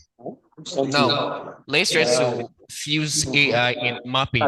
Now, AI in mapping refers to the use of artificial intelligence technologies to enhance the process of creating, updating, and analyzing maps. Now, we'll go to the importance of mapping in various industries. Now, we have that of navigation and transportation. You know, these days we have the robotic cars that's like they move on their own, and they just don't move on their own. They need that of the navigation system which goes with the mapping. So you and I do the mapping, and all the programmers need to do is to take our data and impute it into the AIs, and it does its own miracle. And we have, okay, under that navigation and transportation, we have route optimization. This is one that is presenting. The other person is Route optimization. Maps are virtual for GPS-based navigation system used by drivers, ships, and aircrafts to determine the most efficient route, saving time and fuel. You know, sometimes since the very day our airplanes were being invented, you know, before then we believe that the pilots are the one who actually navigates the plane all around. But the truth is, the control room, people in the control room are the one who actually navigate, because what we use that of our compass. That's also way of moving around. Same goes to that of the ship, because we're in the ocean. You're not seeing anywhere. All you see is river around you. So what's need? You need your map. That goes for two. It's urban planning and development. Under that, we have infrastructure planning. Urban planners use map to design roads network, utilities, and public spaces while considering land use, zoning regulations, and population density. We also have smart cities. You know, before I read, you know, nowadays our houses are basically Androids. There are some homes you go into. All you need to do is you say open door, and it does open by itself. Now, even okay, because of time, let me just go straight to the next one. We have disaster preparedness. Mapping is essential for identifying flood zones, earthquake-prone areas, and other hazards, helping cities plans for disaster migration and emergency response. You know, before now, we how do I put it now? Okay, normally, okay, let me say in these environments now, with the help of AI, we can actually predict the future. If there will be earthquake here or any disaster with the use of AI. No, but before now we use before now it just comes unknowingly, just like the house, the two-story building that collapsed Lagos. Nobody lives within collapse. But with the help of AI, we can know the strength of each structure we have around us. Just like this building, we can use the artificial intelligence to determine how strong the structure is in each places. And also with that AI, also we can use to map various houses with strong and soft structures. We can help us determine if to evacuate people out of the vicinity or not. Now, the next one is logistic and supply chain, which is efficient route planning. In logistics, maps are used to optimize delivery routes, reduce travel time, and minimize fuel cost, improving overall efficiency. Also, that's of warehouse location. Mapping helps communities. Sorry, mapping helps. Companies decide optimal warehouse location based on optimacy to customers, transportation hubs, and that of supplies. I move down to agriculture. Pearson farming. Mapping tools helps farmers monitor soil condition, crop health, and water usage, allowing them to optimize resources use and boost yields. Also have that of land use planning. Geospatial data helps farmer allocate land for different crop based on environmental conditions and market demand, enhancing productivity. Then the next one moves to environmental monitoring and conservation. While that of wildlife conservation, mapping tracks wildlife habitats, migration patterns, and biodiversity, aiding conservation efforts and protection of endangered species. We also have that of climate change research. Environmental scientists uses map to monitor deforestation, ice cap melting, and other phenomena linked to climate change, providing the data for global research. Then the next one is for communications. We have that of network planning. Maps are essential for laying out telecommunications infrastructures, including cell towers, fiber optics, and satellite coverage to ensure optimal service delivery. Then we have that of real estate. We have property valuation. Maps help assesses property values by showing proximity to schools, public transports, amenities, and environmental factors influencing real estate and decision. While that's tourism and hospitality, while from tourist navigation, mapping apps help tourists explore new cities, find landmarks, and access services, also enhancing the travel experience. So I'll move down to the third one, which says AI application in mapping. We apply AI into automated map generation. This is used for gamers and also for that for JS. So it says AI can automatically generate maps from satellite imagery and GPS data sensibly.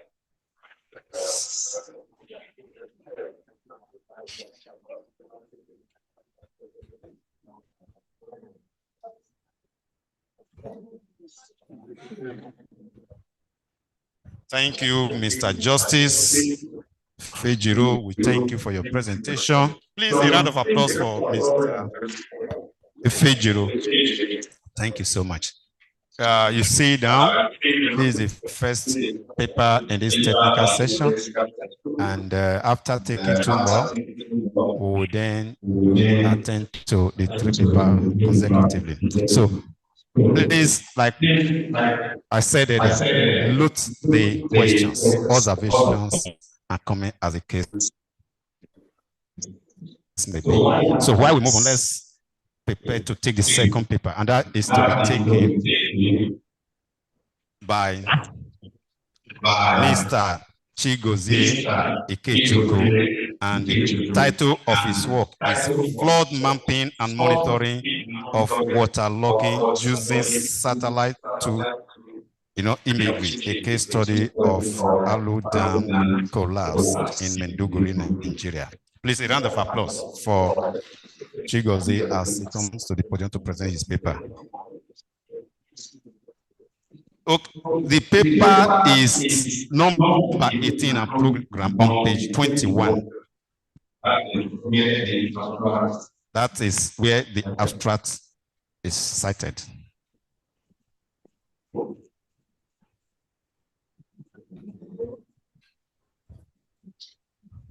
Good afternoon, all.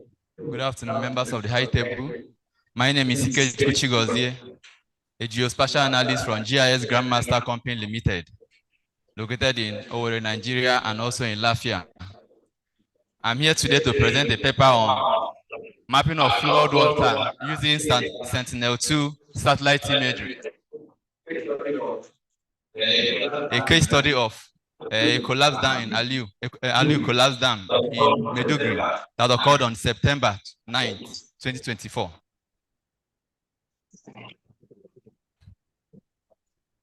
Flood resulting from dam failure poses significant threat to human life, infrastructure, and the environment. Timely and accurate flood mapping is crucial for effective disaster response and mitigation. This study demonstrates the efficiency of Sentinel-2 in mapping flood water, posing threat to humanity and infrastructure, owing to Aliu Dam collapse, because flooding can be caused by a lot of things. One, exposing opening of dam, like the recent, and there is an announcement that was made that Cameroon will soon release their dam so that it will overflow running water. And those water can cause flooding in some part of Nigeria. But this scenario we are studying here is an occurrence that happened in Maiduguri, the sudden collapse of Aliu Dam. So that collapse caused flooding, and a lot of infrastructure was actually affected.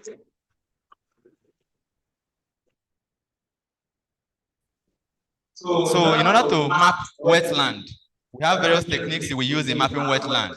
Either we do what we call change detection analysis.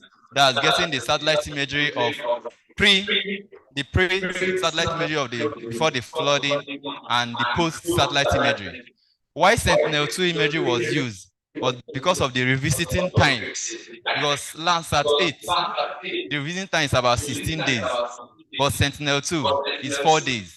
And even we have access to a more recent information that whereby the revisiting time is a day or 2 days, would have made a useful, get out useful information from this imagery. But the imagery we used was, the pre-imagery was that of March, I think.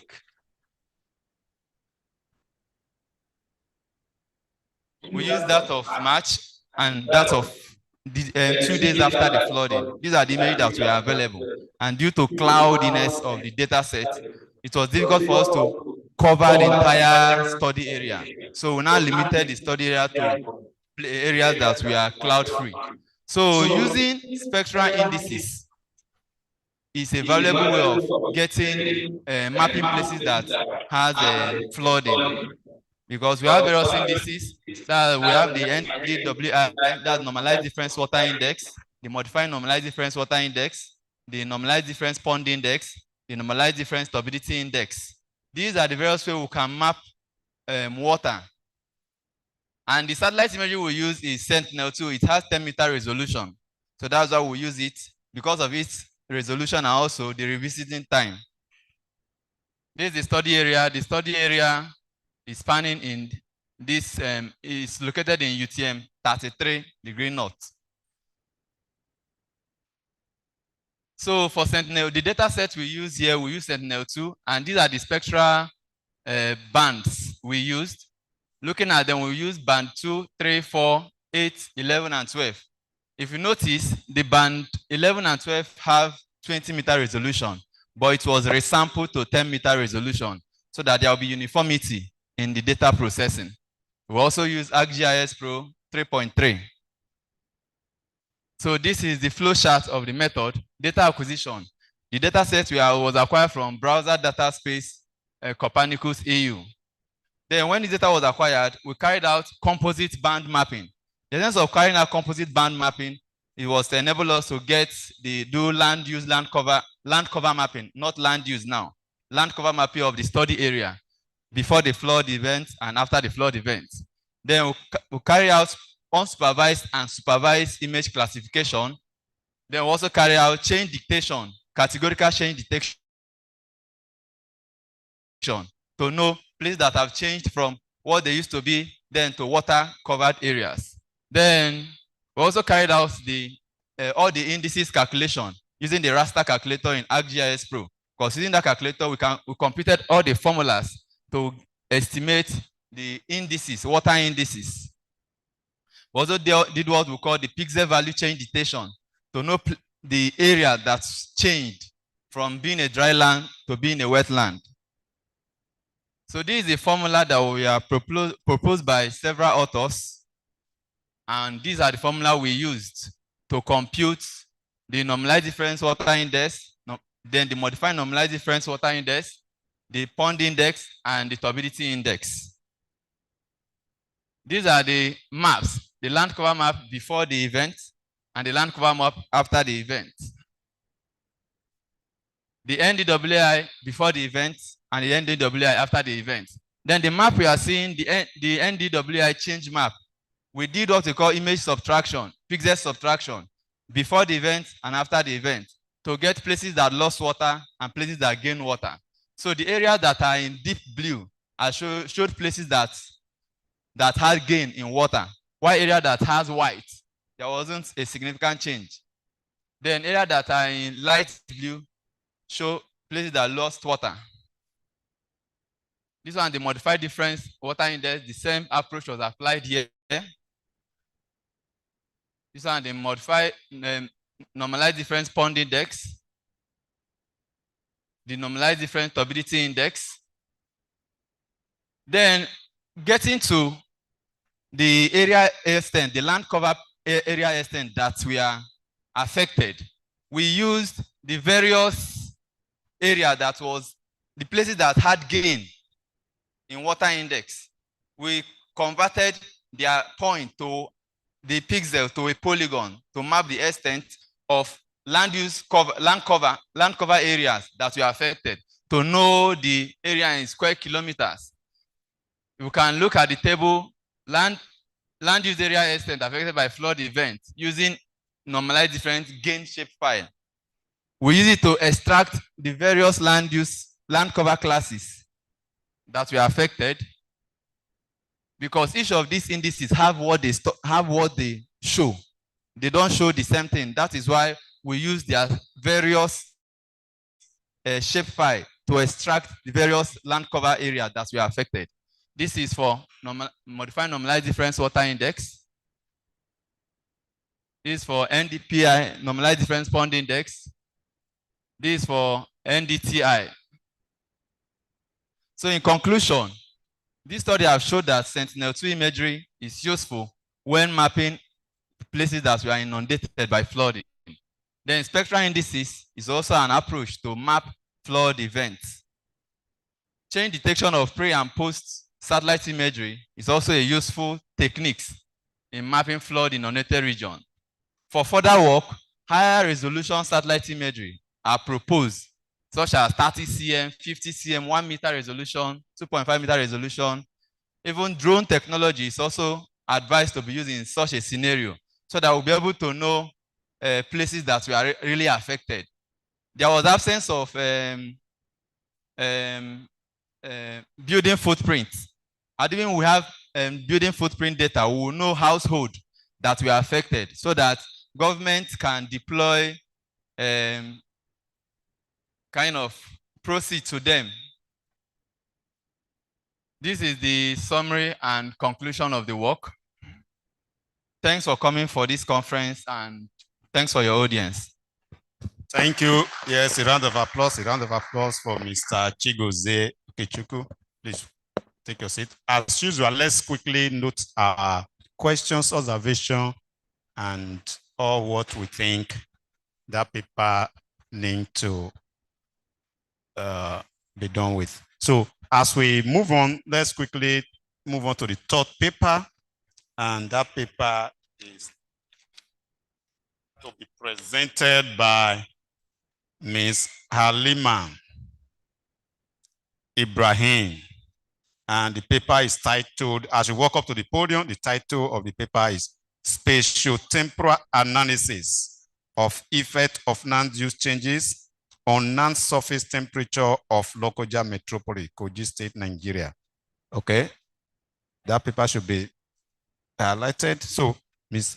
Halima, you are welcome. Your presentation in 7 minutes.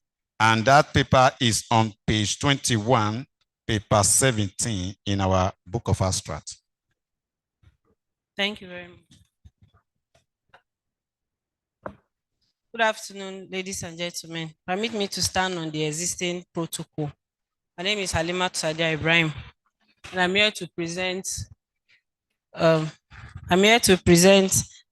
my paper titled Spatiotemporal Analysis of Effect of Land Use Changes on Land Surface Temperature of Lokoja Metropolis, Kogi State. I'll be as fast as possible. So, like we all know, where is it? Okay, from the introduction, we all know that weather is a fluctuating state of the atmosphere around us. And we know that climate is a sum total of the weather of a given place at a given period of time.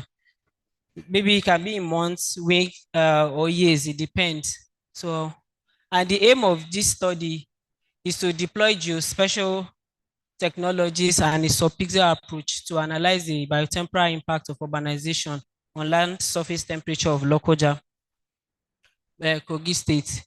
So let me this is the study area. You can see the map of Nigeria with the study area Kogi State, and we are looking particularly at Lokoja. Those of us that are familiar with Kogi State will know that Kogi State generally is usually very hot, and whenever you're passing through Lokoja, you feel that it's very, very terrible, and a lot of things have been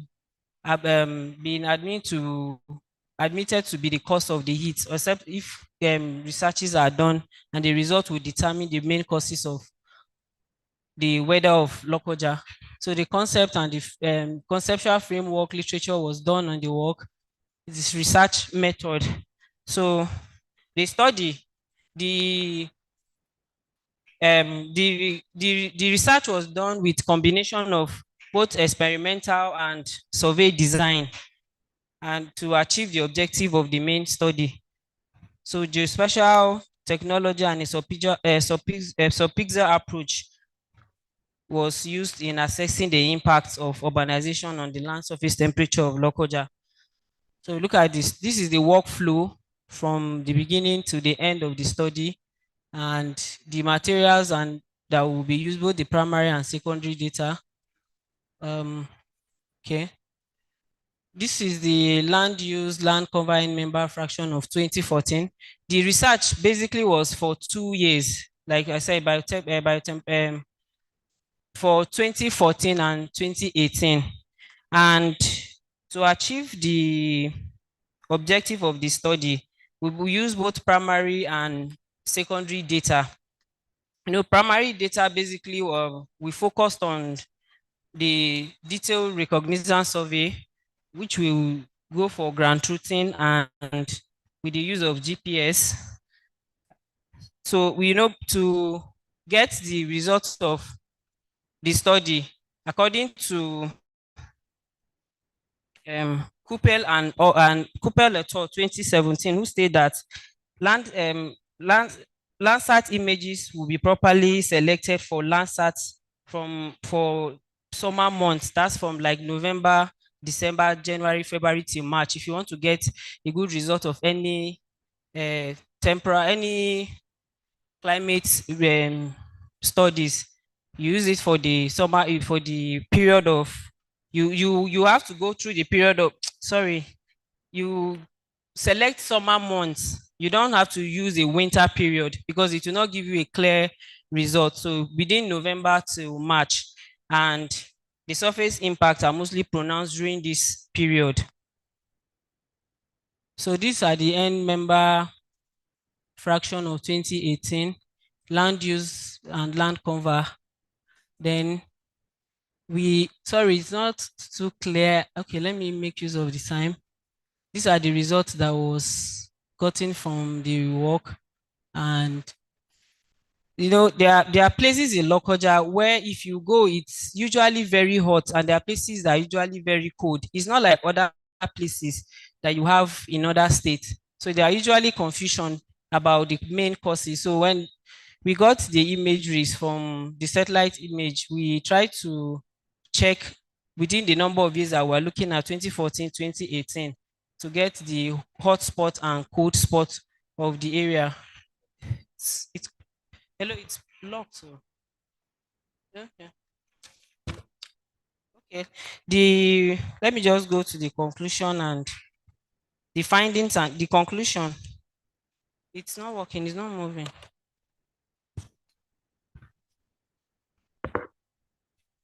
Okay. The finding of the research was that more than 2,000 square kilometers of the total area of the metropolis was noted to have a marginal land surface temperature value, not significantly cold or hot. We have other ones.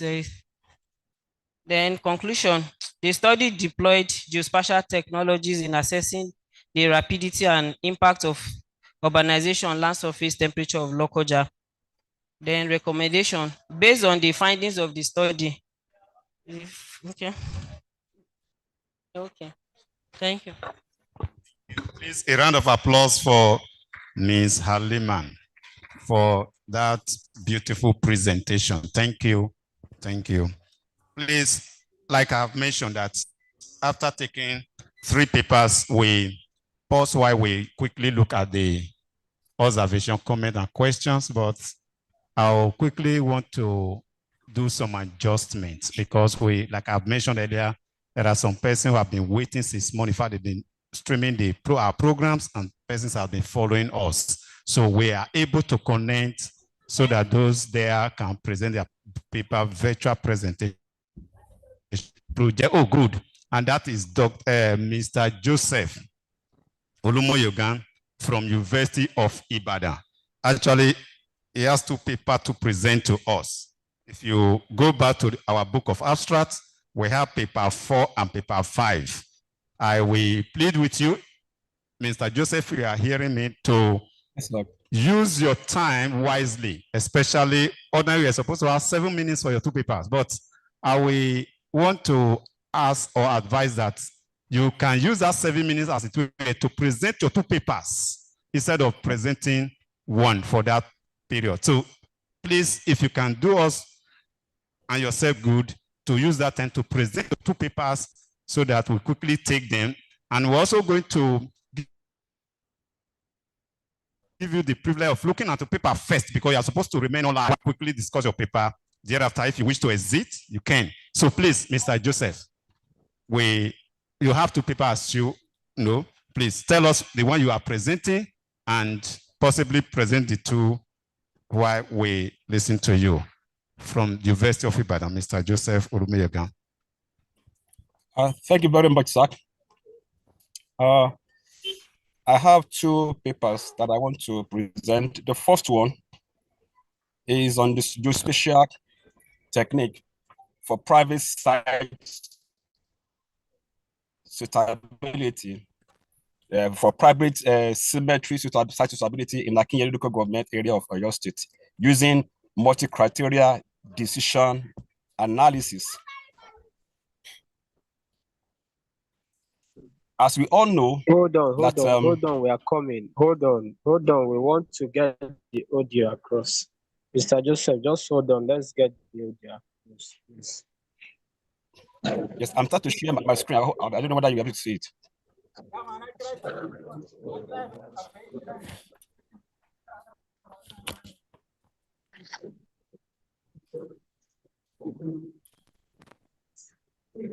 Can you go ahead? Can you go ahead? All right, sir. Can you go? Okay, sir. All right, sir. Okay, I'm on. Start afresh. Okay. So I'm presenting the first paper titled We can't hear you yet. Just wait. We can't hear you yet. You can't hear me?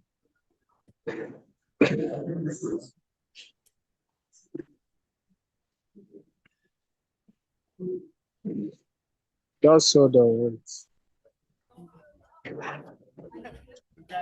Okay, you can start. Start All right. afresh. Start Okay. afresh. Yes, I'm presenting the first paper titled Geospatial Technique for Private Cemetery Site Suitability using multi-criteria decision analysis. As well know that it is inevitable that man must die and everybody would die one way or the other. But again, there is a need for us to prepare for a good place where people will eventually be laid when they finally die for comfortability.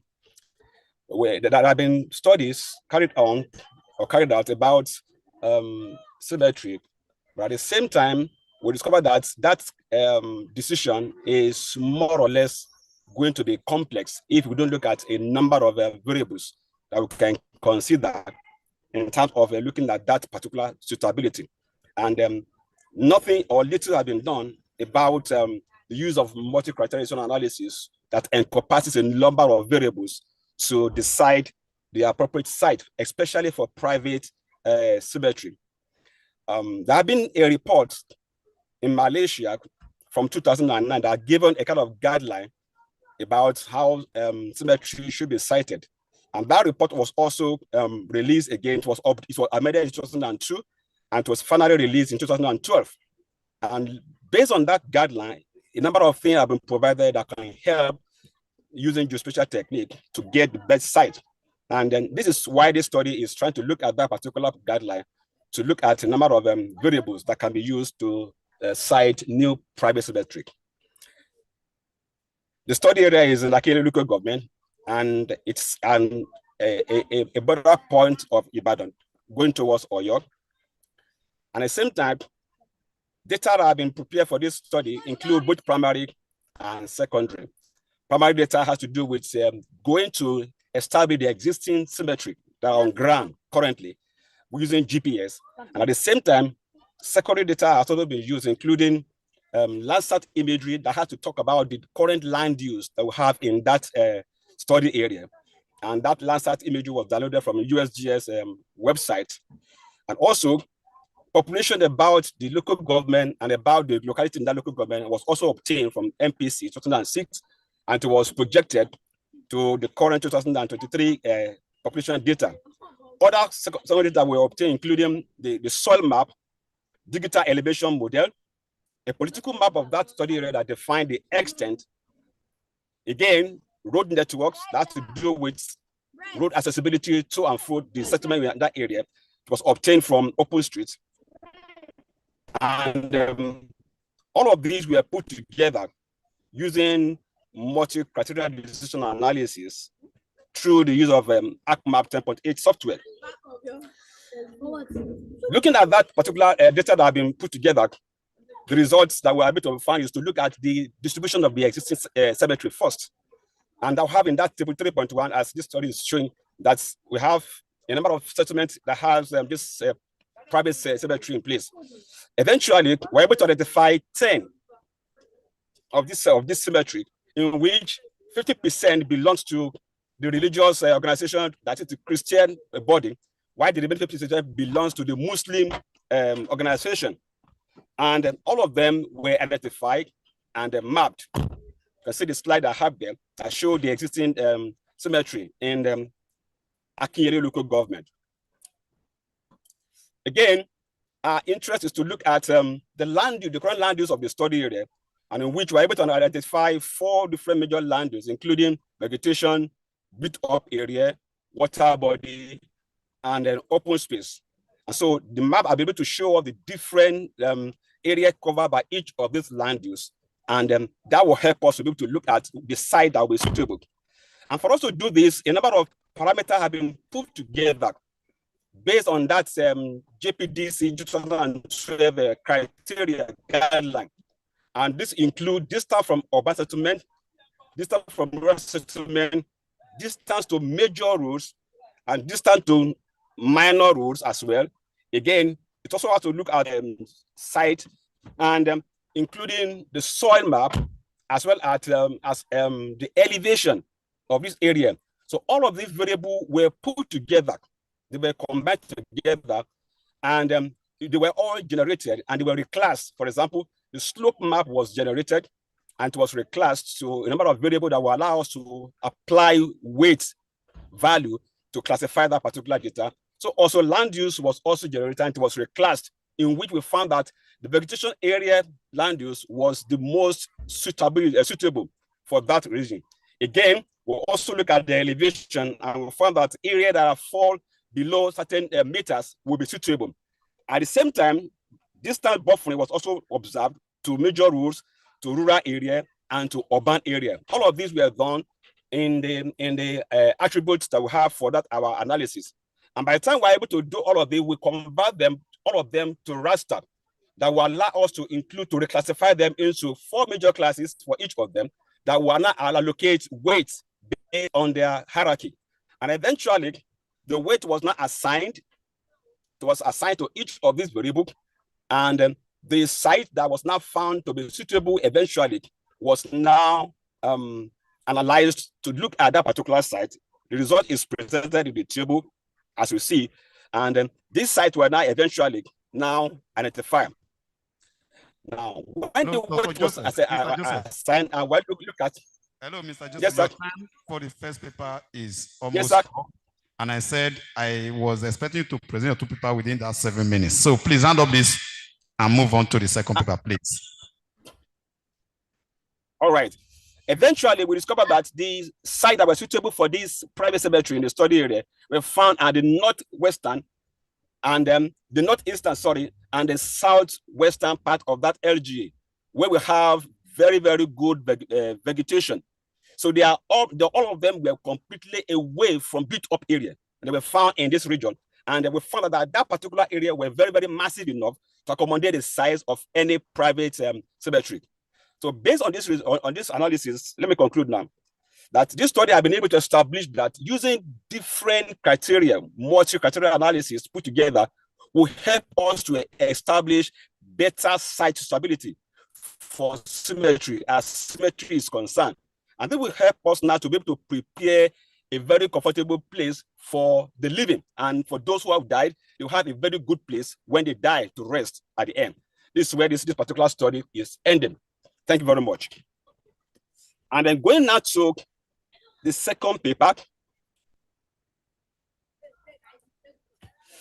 Going to the second paper, that paper is talking about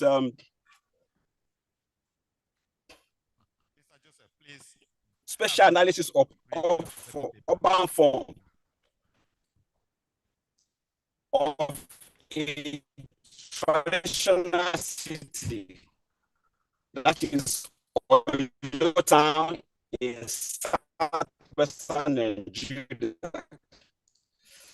And this paper has also been able to help us to look at the definition of urban form, in which the total configuration what this study is trying to look at.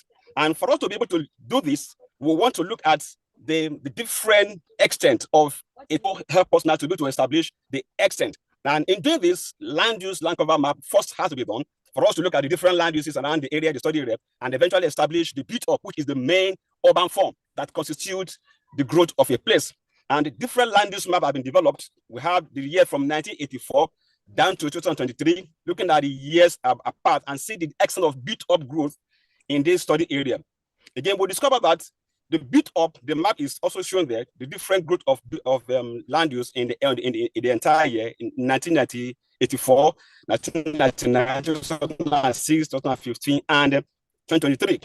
Now, the focus now is now on the built-up, because that is the main urban form. And then we look at the growth of built-up in Oyo town over time, and we look at how that has increased and the change that has occurred to the built-up. And we found a very, very significant change in the built-up. But again, the built-up is to help us now to establish or to classify the entire land use map into 2 binary, which is urban and non-urban. So these were classified, and then this input were now used into Faxtar's software that will help us now to focus on the built-up now, which is the main one that will constitute our urban form. And a number of landscape metrics in Faxtars have been identified as very, very useful, including the pad distance, the area mean, shape mean, Faxtar mean, and just like that have been used for this analysis. And the result of each of these metrics has given us a very, very interesting change of urban form of Oyo over time. And we discovered that this result has shown that the pattern of urban form of Oyo, mainly concerning about the bit of area, has changed over time from being initially the earlier years showed they were a kind of dispersed pattern of urban form in Oyo, and to a larger part of this study, which that particular pattern of urban form changed now to a more clustered pattern. And we look at the reason why this is so, because the pattern has changed over time from being dispersed to more clustered. And each of these metrics give us explanation to why we have that result. But on the overall, we discover that population growth at the same time as economic activities contributed significantly to the change in urban form of Oyo from 1984 to 2003. And we discovered that this gave rise to a number of other kind of dimensions like leapfrog, fragmentation, and the rest like that has been characterized by the shape of the landscape matrix that was used for the analysis. And that gave us the understanding that the urban form of Oyo has been leveraged on this development based on the population growth for one place, at the same time as other economic activities that have spring up in that town over time. This has given rise to the change in urban form, and this will help us now to have a quantitative data that gave us the explanation about the change in urban form of a traditional city of Oyo. In conclusion, this study has been able to demonstrate that the use of urban form is very, very necessary and good to understand the pattern, and landscape metrics have been found to be very, very interesting to give us the total configuration of the change of that particular bit of an urban area. And recommendations have been provided in this study to government, to individuals, and to other kind of stakeholders that are very, very useful in the development of a town. Thank you very, very much.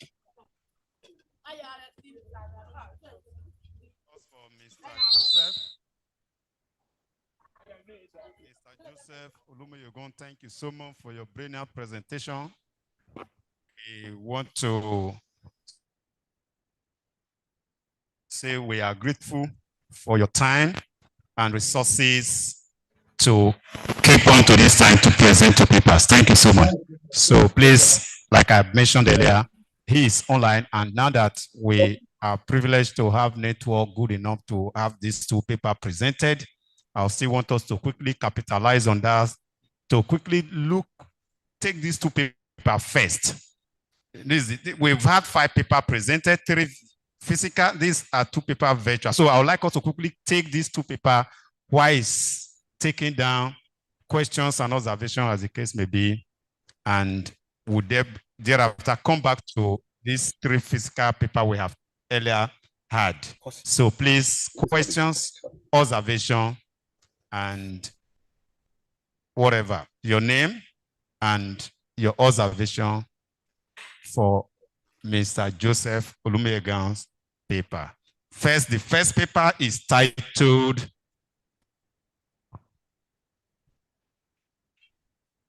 Geospatial Technique for Private Cemetery Site Suitability in Akinyele Local Government Area, Oyo State, using multi-criteria decision analysis. That is the first paper, and that is the first paper we are looking at.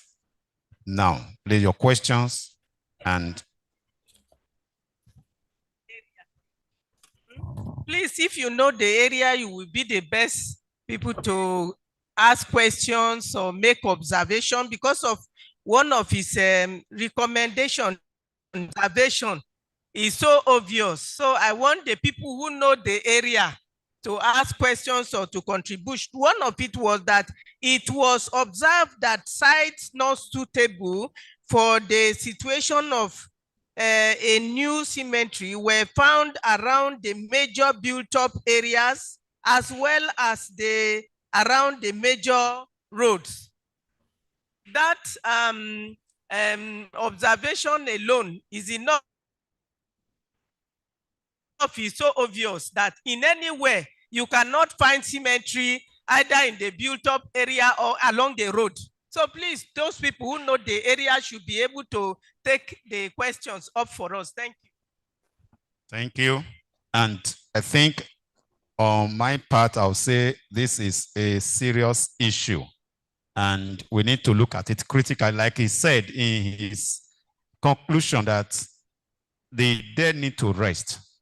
And when the dead is not properly buried, is as is view or seen that the dead is not resting. So I think it's on that note that we really need to look at this paper and see how we can improve this work through our questions and observation. Please comment, questions. Good.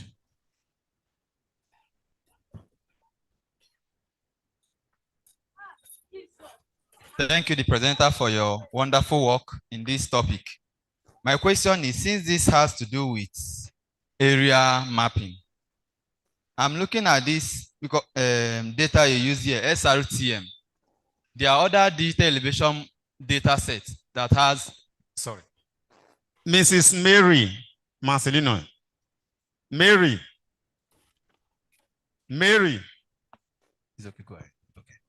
There are other digital elevation data that has final resolution, like the one we get from Alaska.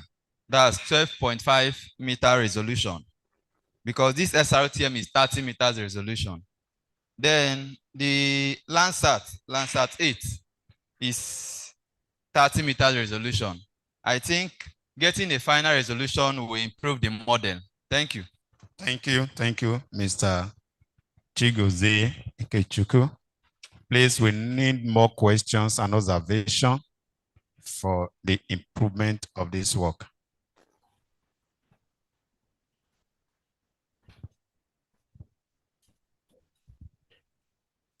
Hello, Mr. Presenter. I want to really appreciate your courage for picking a very, I don't know, people tend to shy away from this topic. I don't know if it's the stigma of the theme itself. So I think the reason why we are having issues with your paper is because we were not able to see your map. So if you could help us visualize your map, the results that you had for this MCDA, I guess it will help us comprehend better what you're trying to present. Thank you.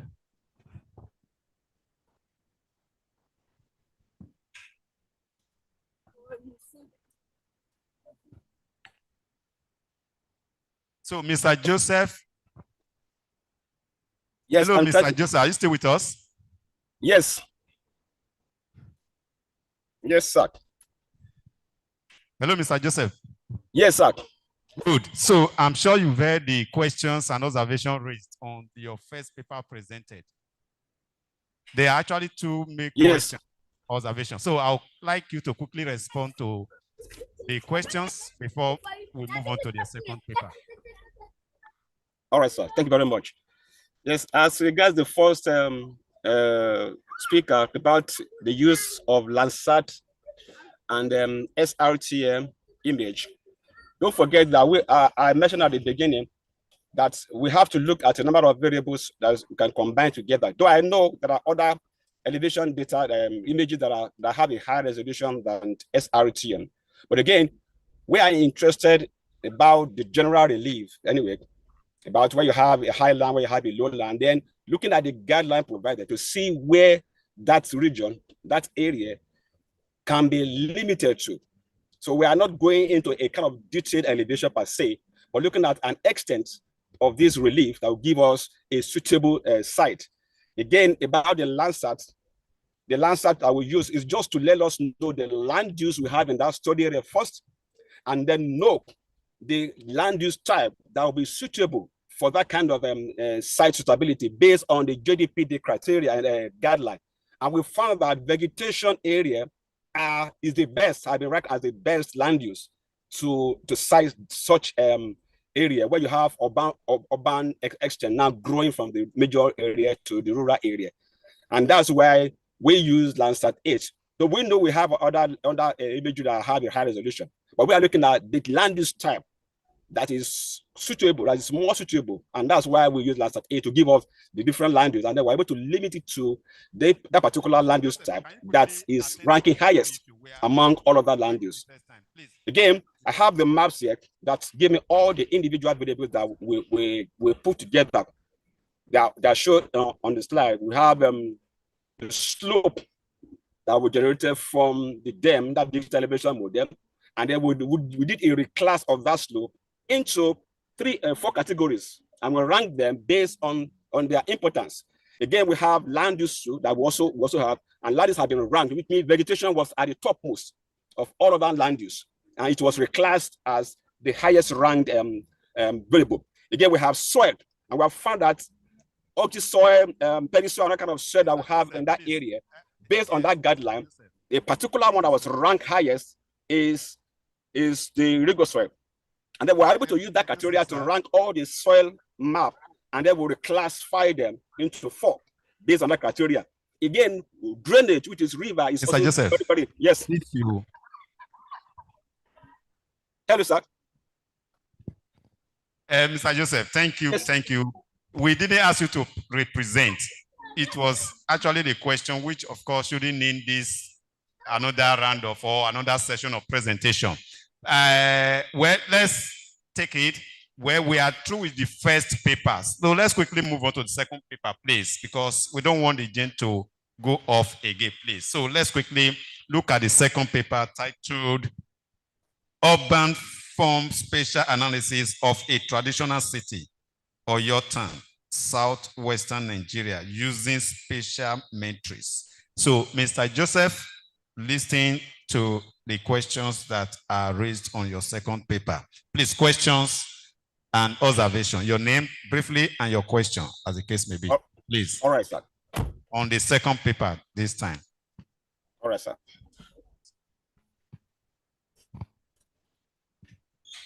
We heard him when he presented the second paper, and the title is Urban Form Spatial Analysis of a Traditional City or your town, Southwestern Nigeria, using spatial metrics. So what are our concerns about it? Well, what do we think that he has done right or he has not done well that needed to be adjusted? Please, observations.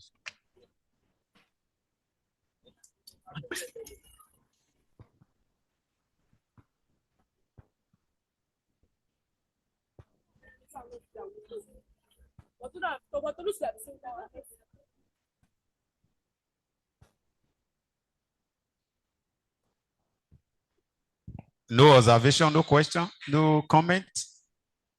Please, there should be comment. Either the work is good.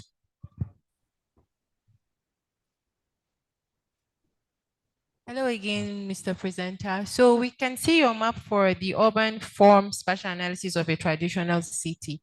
But I have an observation, sir. I really don't know what the background color is representing on your map. Could you help us, just state it?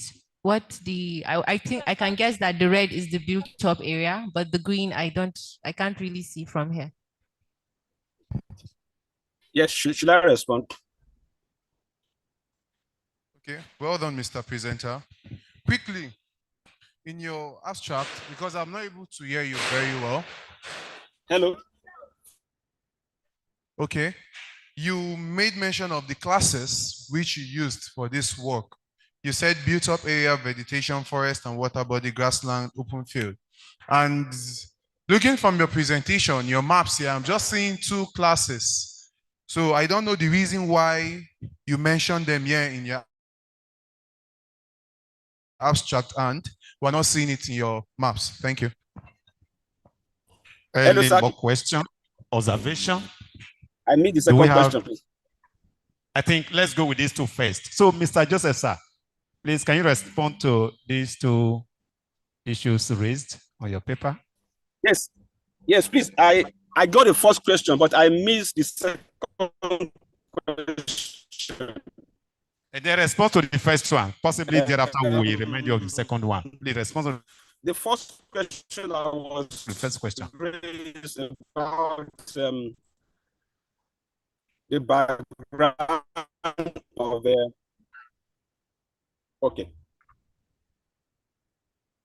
Okay. Okay. Yes, the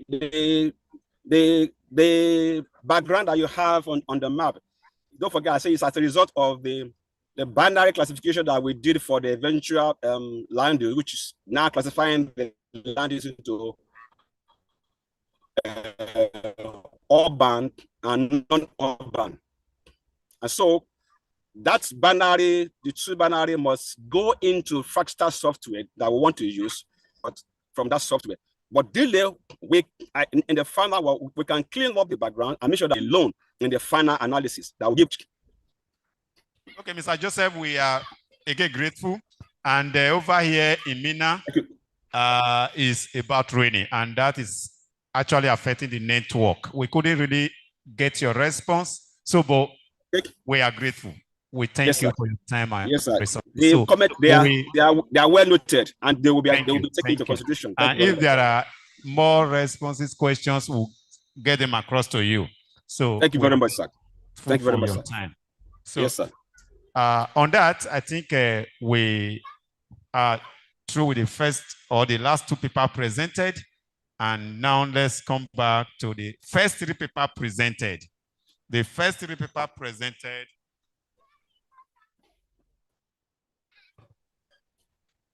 actually the first paper presented this afternoon or evening is what I would like us to go into to review. Questions, observation. To refresh our memory, the first paper is revolutionizing mapping with AI. I'm sure you can still recall. The topic is revolutionizing mapping with artificial intelligence. I had a question on that. And that paper was presented to us by Justin Fejiro. He presented that paper to us, and I'm sure we noted some questions, observation, and what have you. So let's go back to that now and quickly take questions. I have a question too. Chigoze. Justice, take questions on your paper. Okay. Thank you for a nice presentation, the presenter. I noticed that your presentation lacked in-text citation. If you scroll through the presentation, I don't see any in-text citation in the work. I think we can flip through. Because I believe, I don't know if this work is from your head in the entirety. So that's my comment. Mr. Joseph, I'm sure you understand. Good. Yes, sir. Yes, sir. Before then, any more question? Yes, please. Before you respond, so I respond at once. So,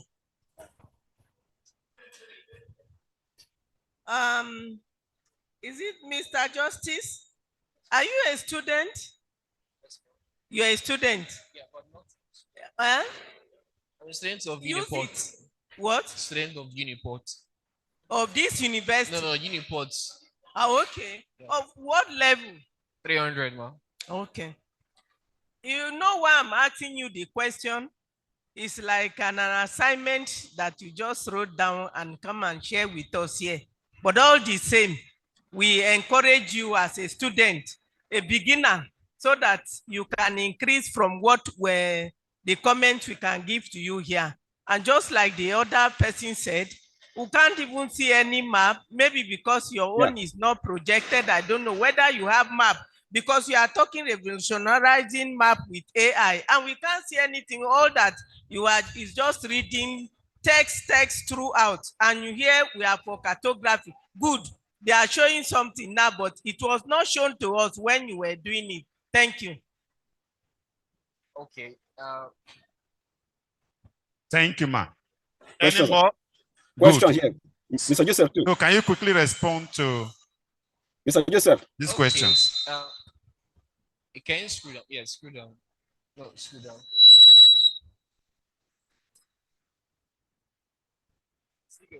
Okay, if you scroll down, you will see more videos that will actually enlighten us on how we can use AI, especially our. Okay.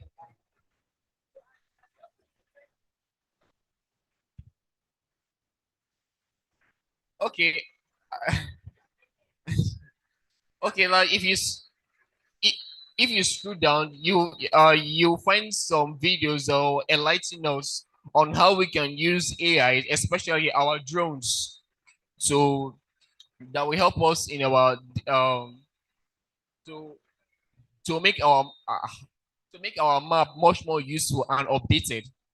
But though I would love to say thank you very much for your observation. Next time I'll make it more better off.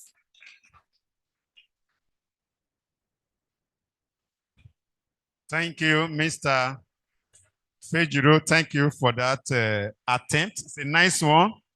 And you started well. I'm sure by the time you graduate and move on to postgraduate level, you would have improved and you can do much more better. Thank you so much for the courage to come and present your paper here. So the second paper was presented by Chigozie, and that paper is titled, where is it? Work?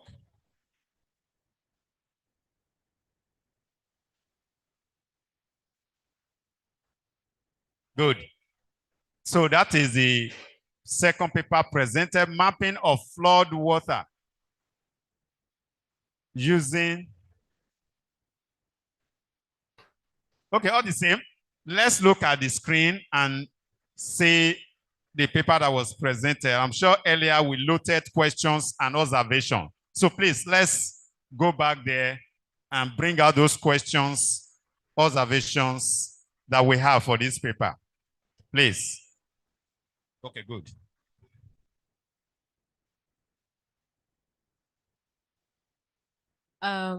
Hello, my fellow colleague in the cartography dimension. So I want to first commend you for taking a bold step in picking this topic as a researchable one. Okay, because when this unfortunate disaster happened, I think it is one of the major disasters that have happened in Nigeria in a long while, and it took us by surprise. Now, the ability to map this out, it's really tricky because, as you mentioned, the time period for our satellites that we have that capture imagery are not under our control. So it's only by coincidence, should I put it that way, if we are lucky enough that the satellite captures that particular period that we are after. So first of all, I want to commend you for actually taking the risk to map this out. But then that brings me to certain questions. You mentioned that the Sentinel-2 imagery that you used had cloud cover, a very serious amount of cloud cover. And you said that allowed, because of that, you had to go for just the portion that you could see, right? It was limited, yes. So I want to know, how did you now define the extent of the flood? What was the criteria, apart from the fact that the cloud cover caused a lot of limitations to how far you could map out? What was the, how do I put it now? What was the generic method? Was there a specified boundary to where you were able to map? Then secondly, you didn't mention, secondly, you did not mention your level of accuracy assessment. When you did your accuracy assessment, what was your percentage, which is very important, especially when we come to remote sensing analysis. Then when I looked at your maps, they were speaking a lot, right? But they lack some basic features that would have given it more finesse, okay? Like you didn't have some important background information that would have allowed for navigation and orientation. So when I'm looking at the map, I'm seeing beautiful information, but I don't know in where, what particular location in Meduguri. Do you understand? Like place names or a road that will tell me, okay, there's a road here and this place was affected by flood. And then I feel you could have included a land use map. Okay, but I didn't actually see it. But then again, your recommendations were on point, and I want to really appreciate that. Thank you. Okay, thank you for your questions. Please, you need to respond because you didn't note them. You didn't write in that response. Thereafter, if there are more questions, we entertain them. Just respond to. I'm sure you can record the issue raised. Yes. Please go ahead. Okay, the first one, which is the cloud cover. I would have mapped the entire city because it seems like it covered a lot of parts. So, but the cloud cover by the left is mush, and Sentinel-2 is even like it has more information than even Landsat 8. The first revision time was around 1st, and the other one was around 20th or 19th. But Sentinel had imagery that was captured around before that night, and the other one 12th. The one of 9th was too cloudy, you can't see anything, all the imagery. So what we did for those ones that even those areas we studied, there are some patches of cloud. So what we did was to max out the data from that area because we can't see what is there. So we exempted it from the analysis. That's one. Then you might be looking at this map that it is tiny. I was trying to bring the two maps by the side so that everybody will see it just from a glance. But if you look closely in the system, you will see that everything is clear there, even the names of road, the various towns in that location. Then for accuracy assessment, when we are talking about indices, the indices now that was calculated here, that's all the various indices. We got from the indices of calculator, we now did a kind of a subtraction, the index from the pre and the post to get. Then we now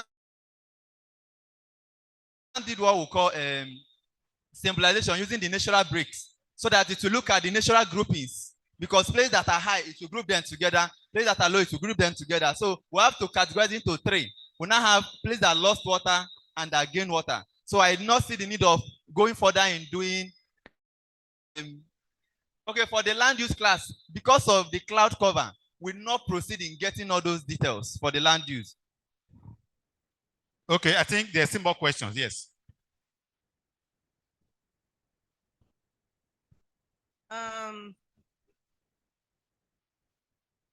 These days, you don't have a case study does not go along with the title. It's supposed to be at the body of the map. When your text, that is when you will be talking about the case study. We no longer have case study as the topic. Do you get what I'm saying? Noted, ma'am.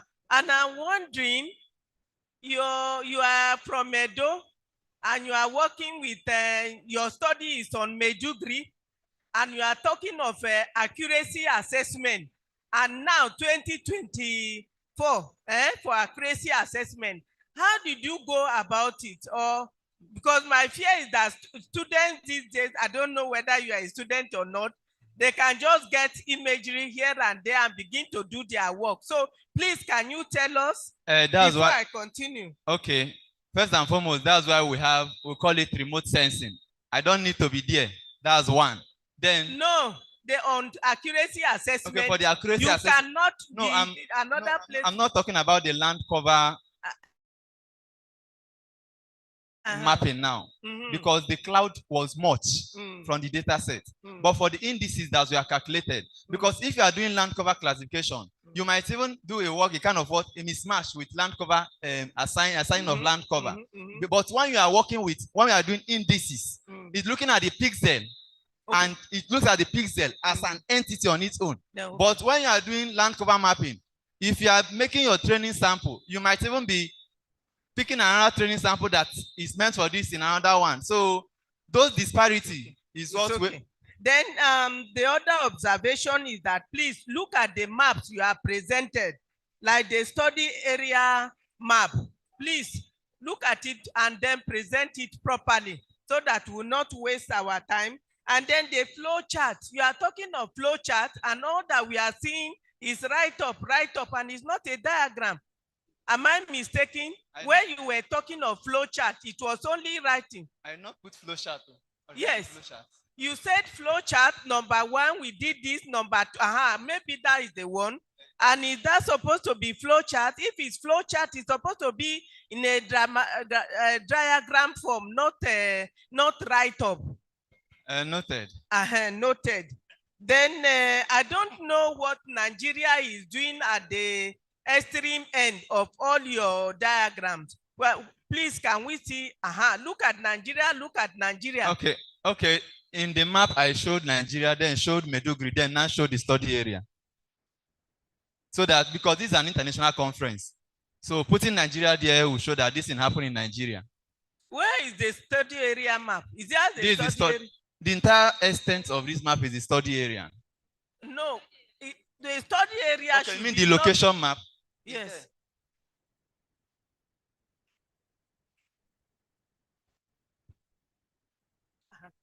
Look at the study area map. No. Please go and study how to present study area, because this is not study area map. I think somebody presented yesterday. For instance, you are present. Is it not Meduguri you are presenting? Yes. Then first of all, you show us Meduguri in Borno State in Nigeria. Then the place you are showing in the state, and then finally the study area map. This one we cannot get any other in here. There's no details, that orientational detail, just flat like that. We can't get it. Please go and redraw it before you present it to the for journal presentation. Thank you. Noted, man. Yes. Thank you. Okay.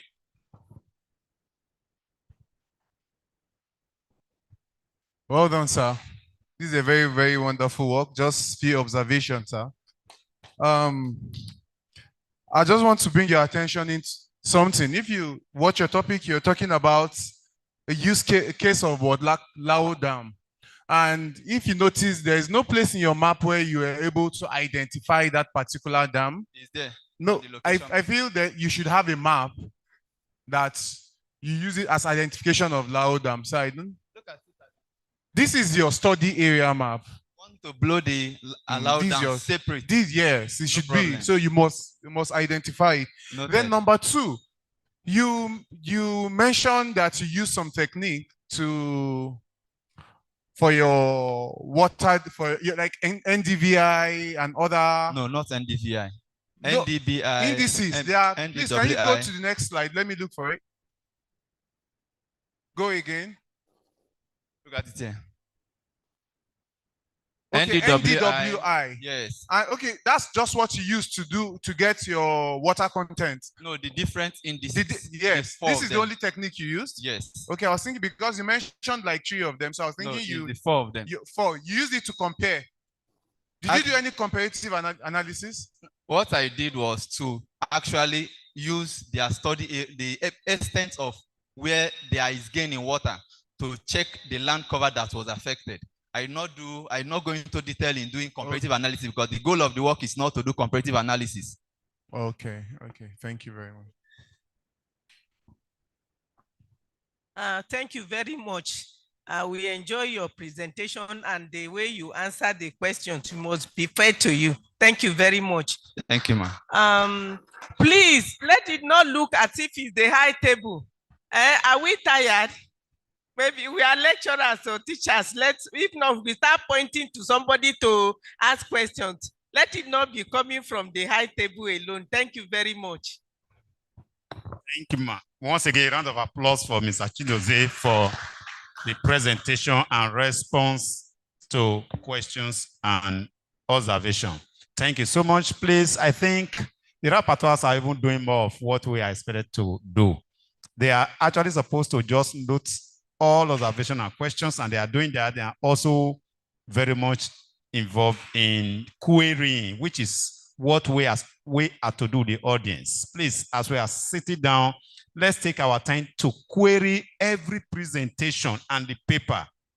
Let's raise issues, because this is how we normally start our paper publication. It is the querying, observations and questions here that we start with before the paper we thereafter be subjected to peer review. So let's quickly move on to the next paper, and that paper was presented to all by Ms. Halima Ibrahim, and the title of the work is Spatial-Temporal Analysis of Effect of Land Use Changes on Land Surface Temperature of Lokoja Metropolis, Kogi State.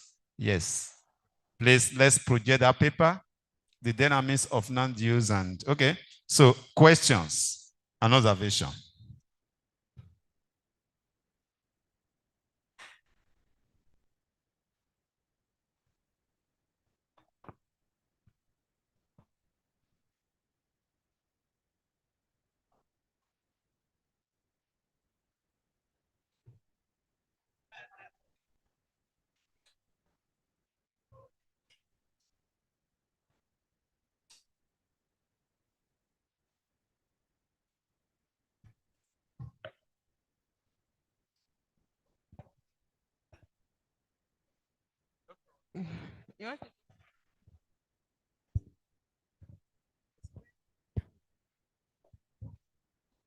Okay, okay. Keep going to the last part. When you go through, I'll know, I will see what I want.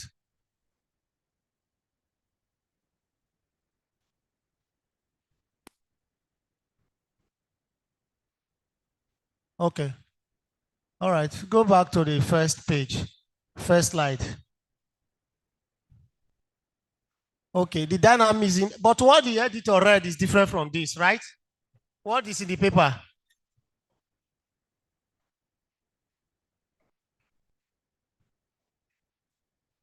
Okay, and it's the same presenter, right?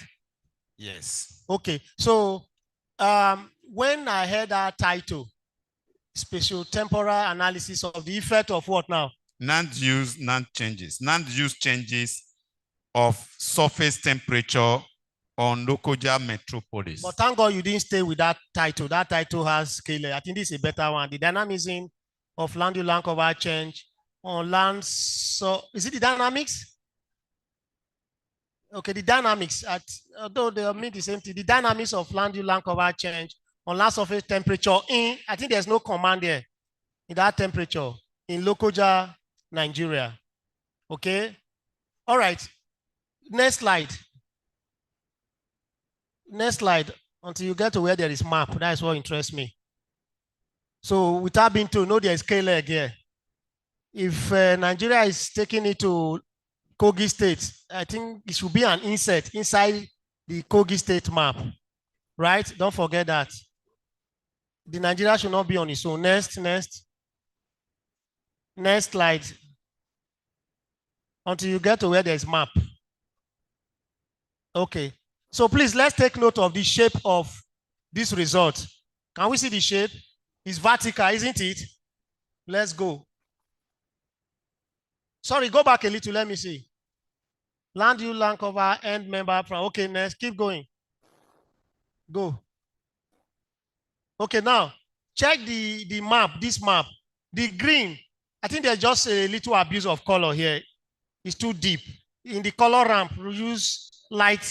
If you see topographic map of Nigeria or even vegetation map of Nigeria, you see the colors are light such that you can even read the text that are on it. But this one, you cannot read the text, too dark. And then see the arrow in the north arrow. Whereas down where you have the marginal information down, there's a lot of space there. You can put the arrow there. It's not a nautical map. The only place where you are bound, duty bound, to put the arrow at the north is when you are producing aeronautic map or nautical chart. Let us not forget, it's for Air Force or air navigation and sea navigation that the north arrow must be on the north there. Otherwise, the rest, it can be anywhere. And in this case, since it's a frame layout, it can be down, very close to the where you have the legend, in between legend and the coordinate system. Okay, and there's supposed to be even a border around the map, separating it from the marginal information. Who produced this map? Please go back and check the topographic map of Nigeria. See how they are separated. The upper part is for the map face, the down part is for all the information. Next, let's keep eye on the shape, please. Keep going. Again, you see here now. No, go back. So you all of a sudden you change your marginal information, all the rest to your right-hand side. Why not be consistent? And because of that, you have a lot of half of the page to the right-hand side empty. You see it now. So all those one can come under and let the map be spread so that one can see the main map. Keep going. Aha. Do we see the different shape now? If it is it the same study area, all of a sudden this place is now, you drag it horizontally, meaning the geometric accuracy is 0. It is dimensionally wrong because you are stretching it. So if you fit this to the last map we saw just now, it means there is an error in geometry without being told. So please, if I were you, all those information to the right, put them under and let the map remain the way it is. Do not distort it. Next, the same thing now. I believe you can see where the error comes in. You stretch it. You don't need to stretch it. Maintain the normal dimension, the geometry. Next. Next. I don't know about the references. Maybe later on, as we begin to peer review the work, we'll see to the references, whether it's APA you are using or whatnot. And 2, for now, recommendation should not be bullet. Recommendation I, recommendation I, recommendation I, not bullet. And I know this is from a project. It's understandable, but next phase it should be cleaned up. All right. Well done.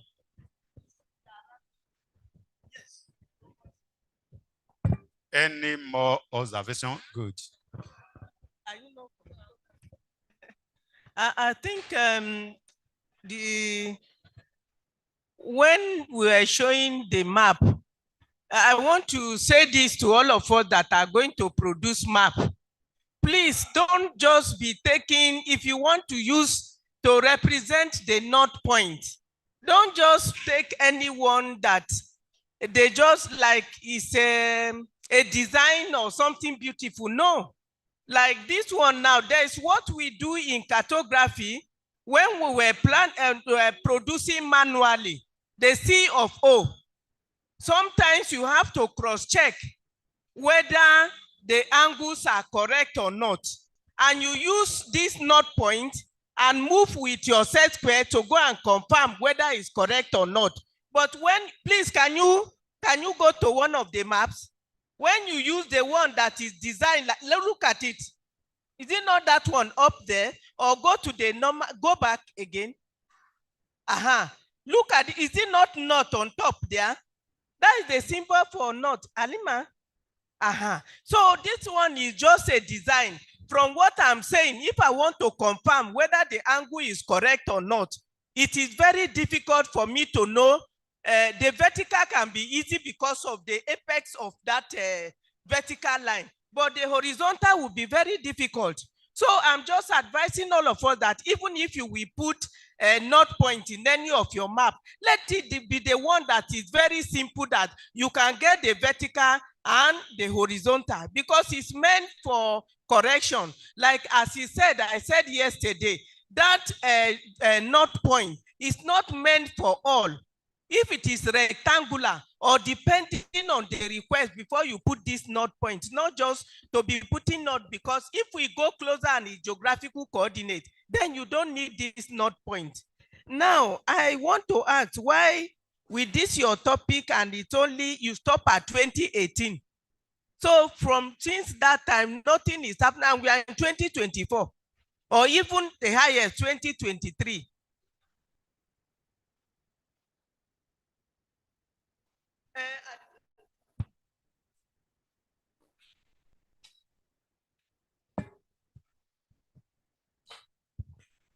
The research was done for 2014 and 2018.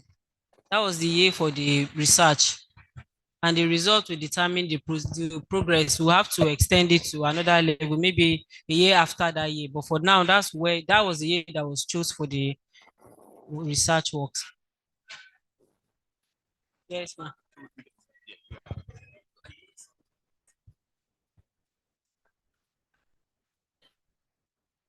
Yes, it's going to be worked on.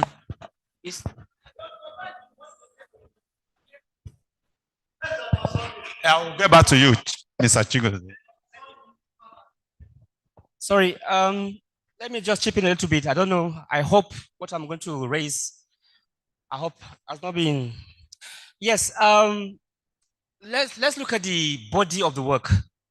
quickly, can you please flip to the content, the body? All right, there's in research, there's what they call currency, the currency of the reference data. All right.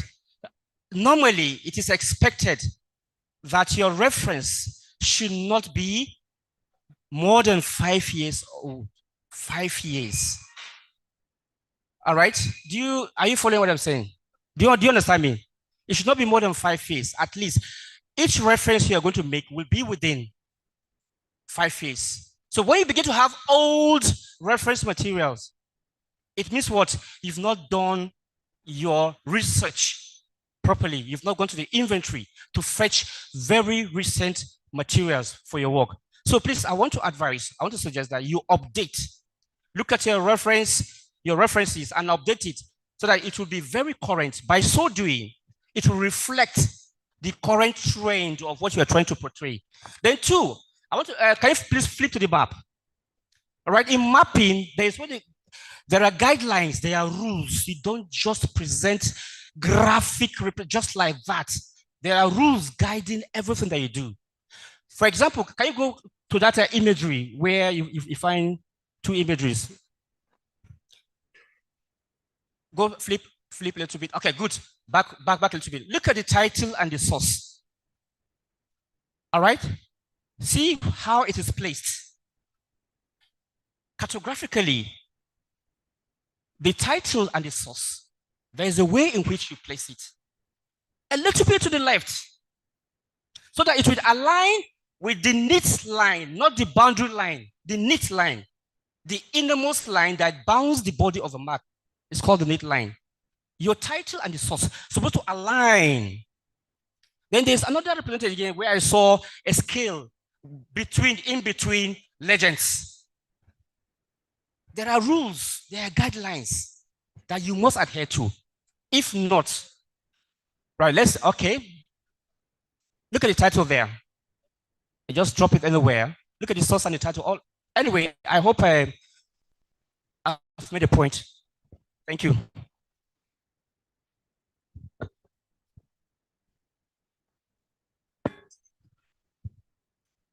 Please, let's see if we can. Sorry. Good afternoon, ma. Please, it's just an observation. Alima, please, just come here and answer their questions, please. I think it will be better you stay here and answer their questions.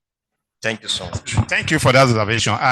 Most importantly, she needs to note those things, and she can only do that by sitting and writing. That is more important than standing, and she won't even be able to respond if she didn't write it down.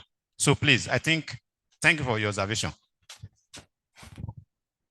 Ms. Salima, thank you for your presentation. It's a wonderful work because I did a related work, but it's for Abuja. So go to the objective, please. Objective number 3, ascertain the spatiotemporal relationship between LST zones and land use land cover category obtained in these 2 items. What I want to ask is, in the year 2014, which of the land use class have the highest LST and which one has the lowest? That same applies to 2018. And also you say something about relationship. When you're talking about something about relationship, at least there should be a kind of statistical backing showing that yes, this land use class maintain a kind of trajectory maintain a kind of constant temperature.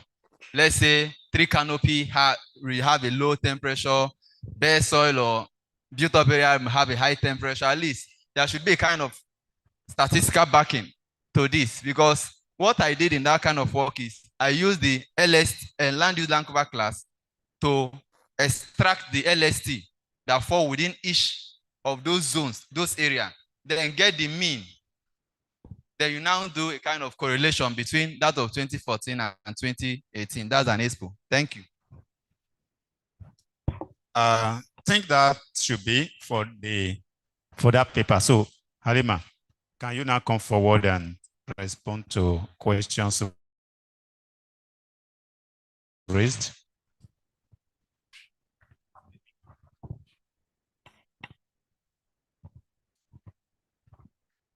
Okay. Thank you very much. First of all, I want to say, Mommy, thank you for the observations and Dr. Innocent.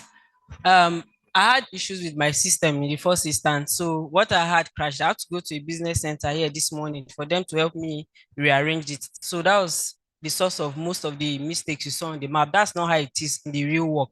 I have the body of the work. I can give it to you. It's not in that format. So most of the corrections are already in the real body of the work, which I'll share with you, ma, to take your notes. I think I'll take most of the corrections from that aspect. Yes, ma. So I don't know. Then, Ms. Abe, I think that applies to your own questions too.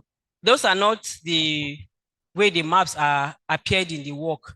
Actually, it's the work that I did for a research work I did in 2014 and 2018. So I just wanted to do a paper presentation on it to start for a work before, because I'm currently working on the advanced format already. So when I'm done, maybe the next conference or some other conference, I'll do the main paper presentation on that.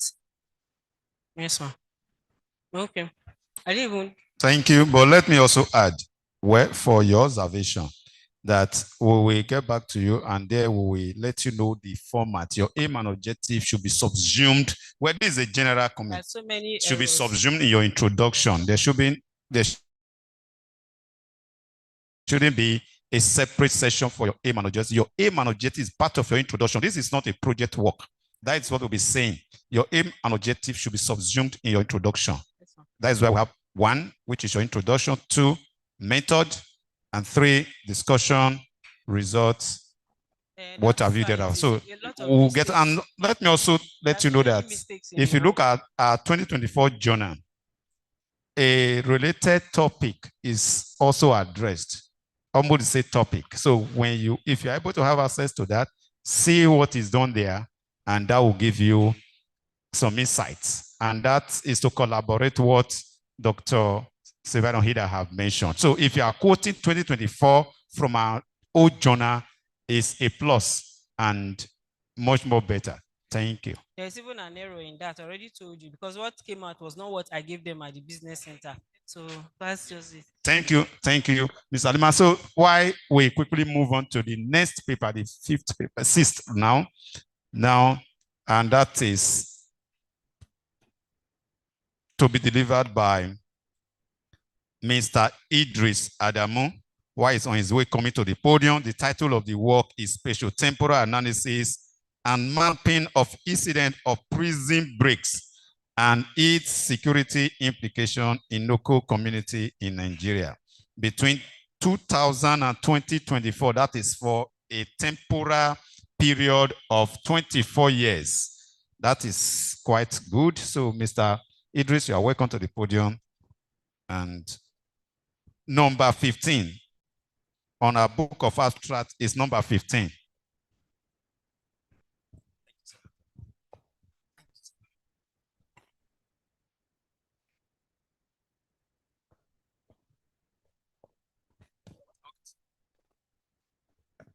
Good evening, Chairman Ma. Good evening, the high table. Yeah, okay. Good evening, all, please.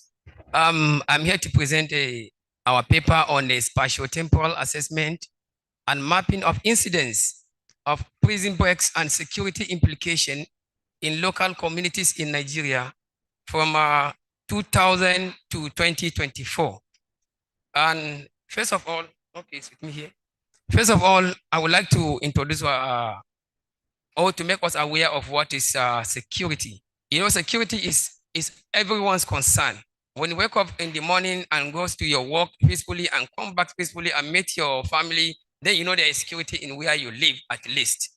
And then whatever we want to do, we don't want to hear about a prison breaks. When there's prison breaks, there are so many implications attached to that.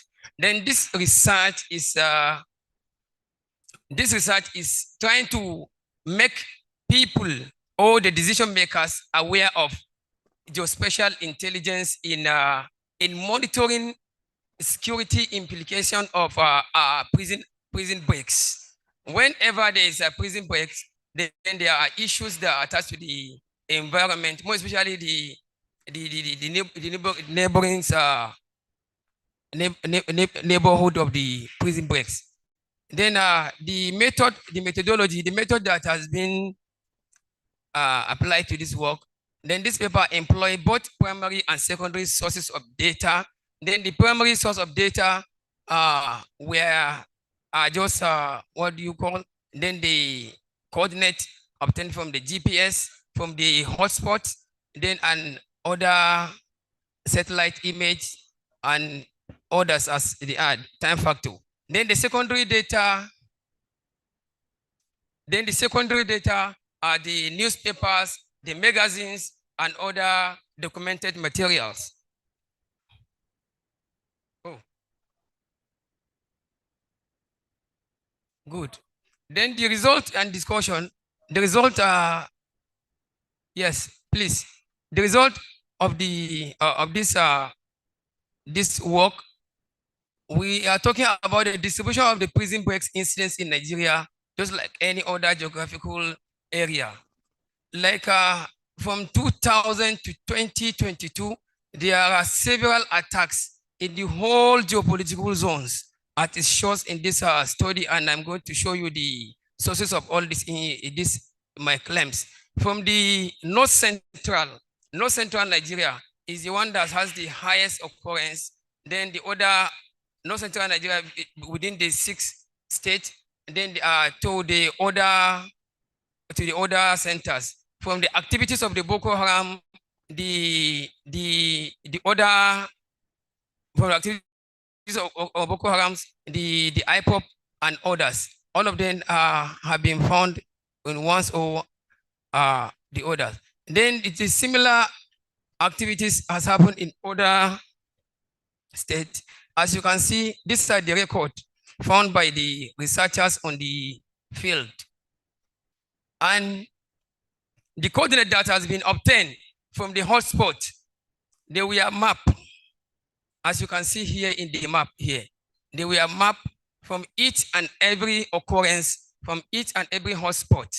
All, and then the radius we use for the buffer is from 50 to 150 kilometers, 150 meters within the neighborhood. Then the nearest neighborhood analysis has been used for the analysis due to the neighborhood affectation. That is, whenever the occurrence happen, then the other neighbors being affected in one way or the other. Wherever there is prison break, then before you know, these prisoners that has escaped will start causing some problems from the robbery and other attacks within the area because they are desperate to make life back again before they are being either arrested or before they can have what they can escape from that access to the other access to go and be recruited at the other side again. Then the method and the causes of incidents of prison breaks, as you can see, are all there due to time factors. We cannot wait and start discussion. As you can see here, okay, sir, this is the, thank you, sir. This is this Abuja Kuje prison outbreaks just recent. That was, as you can see, then the prison escape and zone of influences in Nigeria, all are there. And then the occurrence of this, the number of death, that is 7,834, according to our own findings, as we have, and all the information are there in the result, but due to time factors, I have been warned. Then, okay, as you can see, the casualties, the incidences, all are there, but time factor will not allow us. Then in conclusion, please, this work is being done to make, as I said earlier, to make people aware that geospatial intelligence is capable of doing anything, like to make decision makers to be aware that before they do anything, they need to consult the professionals. Then before whatever happens, there is a solution to it in geospatial world. Whatever is about to happen, even a forecast, as someone said it in his own presentation here in the artificial intelligence, there is no any solution that is not here in this geospatial intelligence. And there is nothing on earth that cannot be mapped, since we can map even incidences. Thank you very much. A round of applause for Mr. Ibrahim. Thank you so much. We are grateful for your presentation. Please, you sit back to take your questions and observations later while we quickly move on to the next paper. Please, we have 2 more papers to be taken. So we'll rush through them while we thereafter look at the question and observation. So please, Mr. Ahmed Ibrahim, you have to take the next paper while you are coming to take the stage. The title of the work is Application of GIS for Crime Analysis in Ibadan Northeast Local Government Area or your state. So, Mr. Ibrahim, number 3 on our book of abstract, paper number 3 of our book of abstract.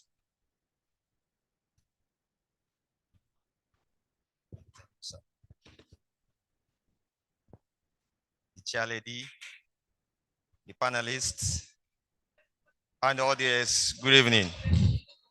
I'm Ahmed Ibrahim from Federal School of Surveying. I'm here to present a paper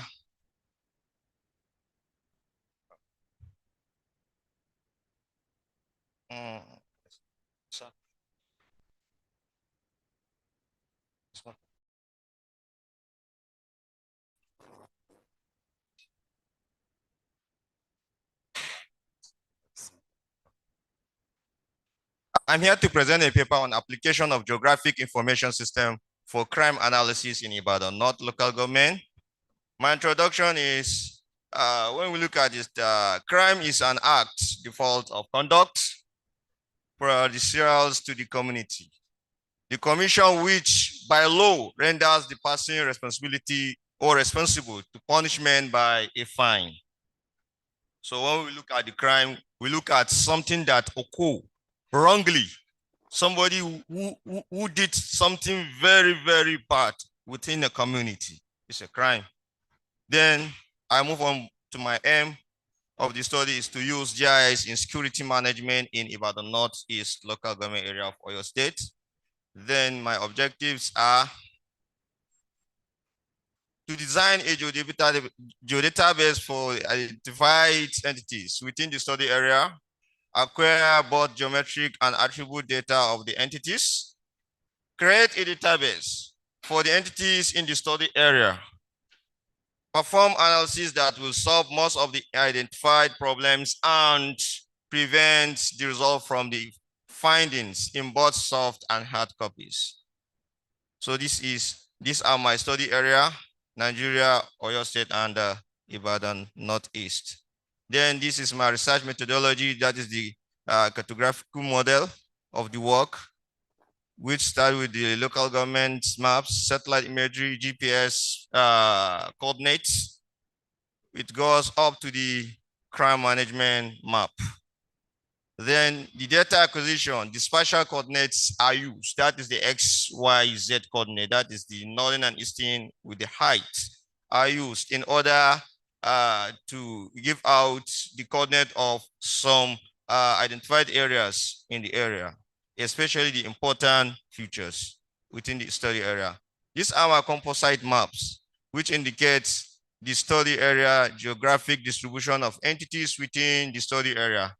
I'm sorry, in order to try to not tangle with the maps, that is why I couldn't be able to want to zoom it much as way how my doctors have already pointed for my sister.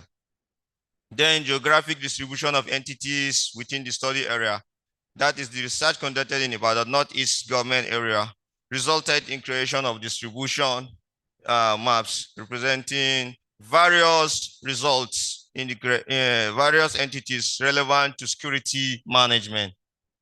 These are the map of crime hotspots, where those hotspots problems normally occur within those areas, where maybe that we have phone snatchers. In the evening when we are moving, you will see those guys. They will come and at least pick some of the important things from you, and you have no option because nobody can be able to rescue you. Then we have map of the security outfit, where those security officers stay with their vehicles. Then we have map of the hotspots for crime casualties, where those problems seriously occur and people do have such kind of problem, especially in the night when there is no movement, much movement on that areas. So I couldn't be able to list out the names of the areas because I don't want to put too much of noise or to make too much noise on the map. We have to play with cartographical design. Then these are the maps of Armory. Okay. Now, my results, this shows part of my results on the buffering, in which I give out the buffering 1,000, 1,500, and 2,000 buffering. The colors have indicated. Then the summary indicated the project investigation security management strategies employed in Ibadan. So how securities are to go into, we look at the checkpoints, the police stations, all of these. We use ArcGIS in order to do all this work. For with the conclusion now, the project reached its successful conclusion by effectively attaining this third aim and objective outlined at the onset. So in conclusion, the study findings underscore the applicability and relevance of modern technological solutions in combating insecurity, particularly in the context of characterized by heightened security concern. Then the recommendation are as follows: to enhance equipment and vehicles, that is much equipment and vehicles for the policemen and other security. Thank you. Thank you for your brilliant presentation. And that is by Mr. Ahmed Ibrahim. And quickly, we move on to take the last paper. And please, after you presented, just make sure you sit down to take your questions. So let's move on to the last paper. And that is to be presented by Godwin Anthony. And the title of his work is Analysis of Urban Sprawl in Kafachan Town, Kaduna State, using GIS techniques. That is the title of the paper to be presented by Mr. Godwin or Dr. Godwin or Professor Godwin. Which one, please? Either one, but good. So,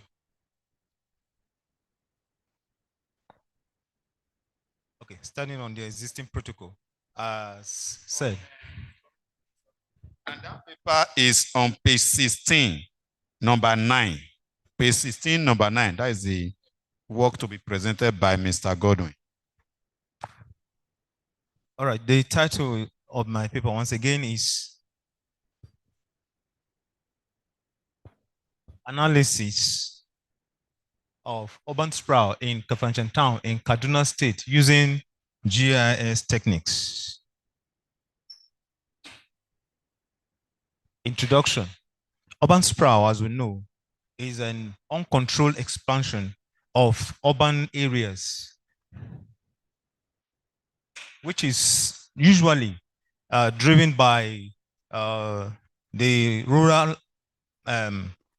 urban migration, and then going further with the commercial activities that takes place around there. There is the economy that is taking place there. Some, like in Kafanchan, what happens there is that most of the rural people move into the Kafanchan area because of the railway system that took place there. That was how it started. And then eventually it continues because of that presence. And then the activities, commercial activities that takes place there, helping people to come forth to gain admission and as well coming forth to gain good job. That is the reason why most of these things go on, and then the population increase. So that population is what is causing the urban sprawl. Now, the objective of the aim of this study is to analyze the spatial extent of the impact of this urban sprawl in that study area. And furthermore, in the objective, we talk about the mapping the spatial extent of this sprawl, and then analyze the land use and land cover changes that took place over a period of time, 2002 to 2022. Next is the analysis of urban land use, land cover of the study area, which is the Kafanchan. And then we assessed the environmental impact, then evaluate the implication so that it could help the government to have an idea of planning the environment.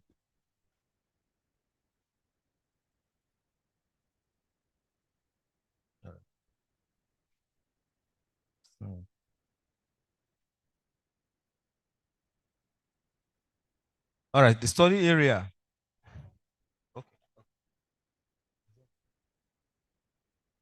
Material and method. In the material and method area, we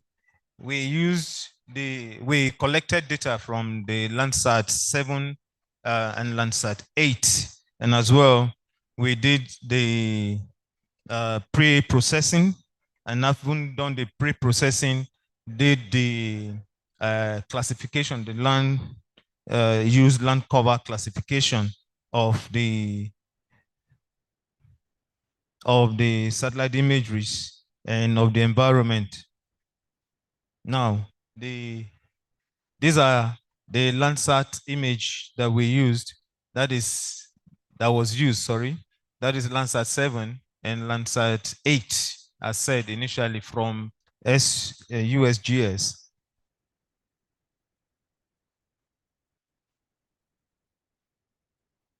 Sorry. All right. Result and discussion. Here is a population of Kafanchan within this period, and the population trend you can see from 1978 to 2022, the difference. Here we have the land use land cover map of Kafanchan, and in the year 2002. And on this, I used red for the built-up areas, then the cropland yellow, and forest the green, and rock we use black. And all right, ma. Now this is the change extent within that same year, 2002. If you look at that, you see we have the value, content, names, and all that. The same was done for 2007. Then the extent, the same thing for 2012, 2017, and 2022. Actually, we ended in 2022, taking 5 years epoch to make sure that we're able to get a very good result. Now, these are when we superimpose the layers, the map together, this was the final result. Here on the final result, we now try to compare. If you look at 2022, the built-up area, if you look at the percentage increase there is at 0.78, and then the 2007, we have the 0.52, and then the 2012, you have 1.4 increase, and then 2017, we have 1.53, and 2022, we have 2.21. So these are the change extent detected for the built-up area. The cropland, the same thing, and then the forest as well, the rock, and then the water bodies, which was also done. And then all these are to compare so that we will know what extent the changes, what extent that took place within 1 year to the other.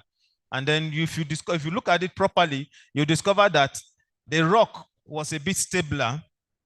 Sorry, was a bit stable within this period. And then the cropland.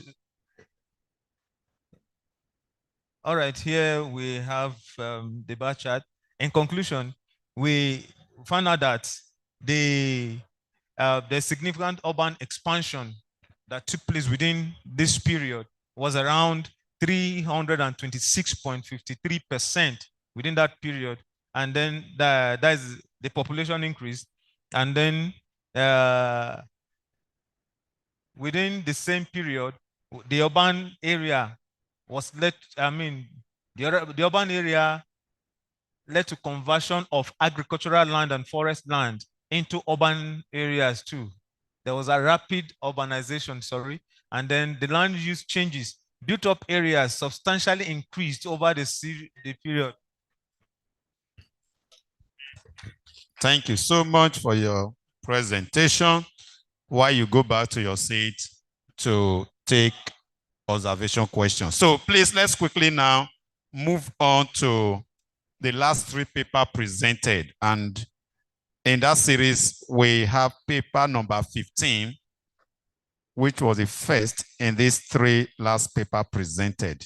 So paper 15 on our book of abstract on page 20 was presented to us a while ago by Idris Adamu.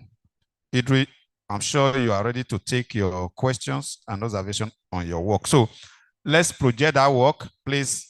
Spatio-temporal. The topic or the title is Spatio-temporal Assessment and Mapping of Incidents of Prison Breaks and its Security Implication in Local Community in Nigeria, 2000 to 2024.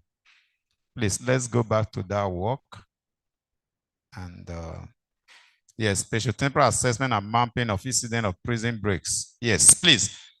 On our record, what are our observations on this paper? Please, I can see a hand up there. On the mic, please.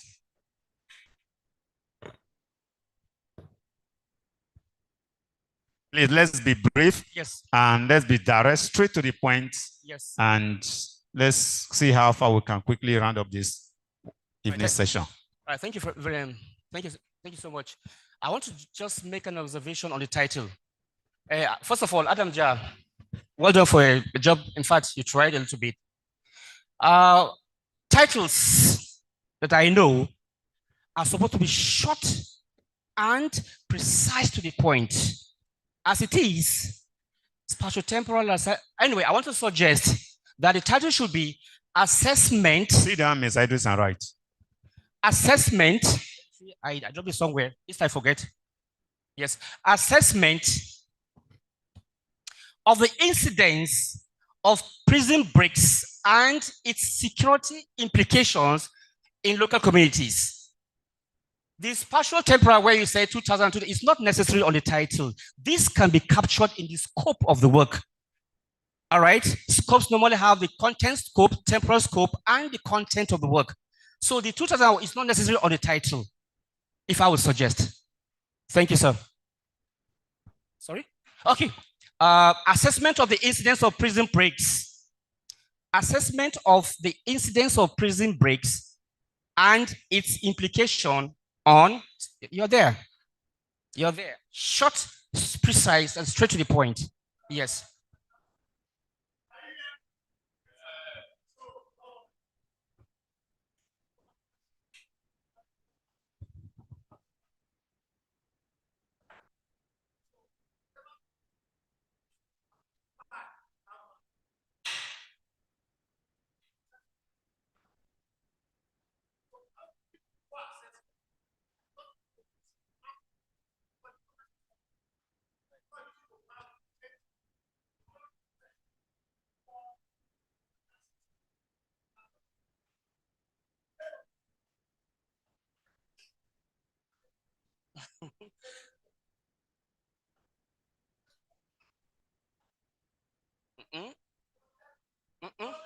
Yeah.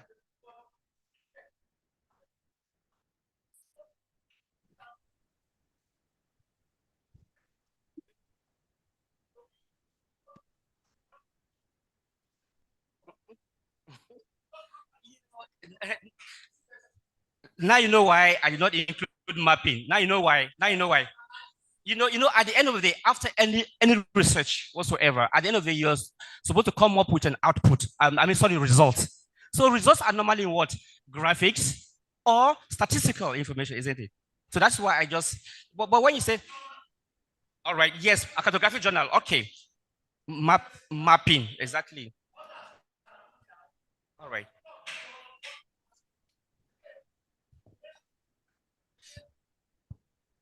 It's still spatio-temporal again, so no need for that. Yes, yeah, no need. All right, thank you.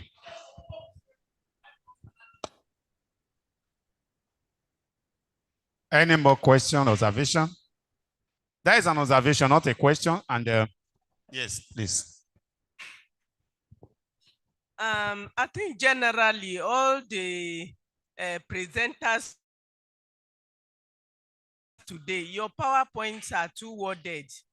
They are two-worded. It's supposed not to be more than highest 8 bullets. Then you talk to the work, not to come and copy and paste like how students do generally. Everybody, all the people that are presented today, two-worded, it is not good because you have to look at PowerPoint from here and read, but some of us cannot read it. So for every one of you, but for this one that we are talking now, you need to restructure this, your abstract, if you are going to submit it to us, because there are some things there that is supposed not to be there. For instance, he's talking of the objectives here, and you even bolding it as if, look, there are some bolding. Why bolding some? Is it an emphasis? It's not accepted at all. So please restructure it to take what abstract is supposed to be.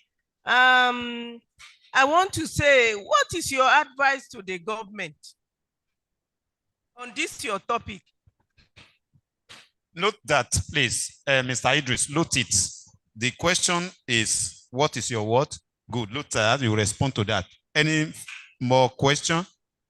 Good. So I just have a few observations here, please. On your maps and your methodology, you mentioned buffering, network analysis, and concentric zone. But then again, your main focus are the incidences of prison breaks and their security implications. So I want to know, did you get crime data? Did you get crime data as regards to that study area within that time frame, so that you would relate it to the occurrence of these prison breaks, and that way you can now probably lead credence to your buffering, network analysis, and concentric zone. And then when you have that temporal scope there as 2000 to 2024, I stand to be corrected. It's looking as if you might have 2 time periods that you want to compare. So I stand to be corrected. I feel in this case, if you are just working on the total number, maybe find a way to scope it and include total incidences of prison break from 2000 to 2024, so that it doesn't keep you open to critics that, okay, are you doing a time series or something? Yeah. Thank you. Any other? Please, Mr. Idris, I'm sure you understand perfectly the questions before you, and in a jiffy respond to this question so that we can move forward. Thank you very much for all your observations. I would like to start from Mommy Cartography.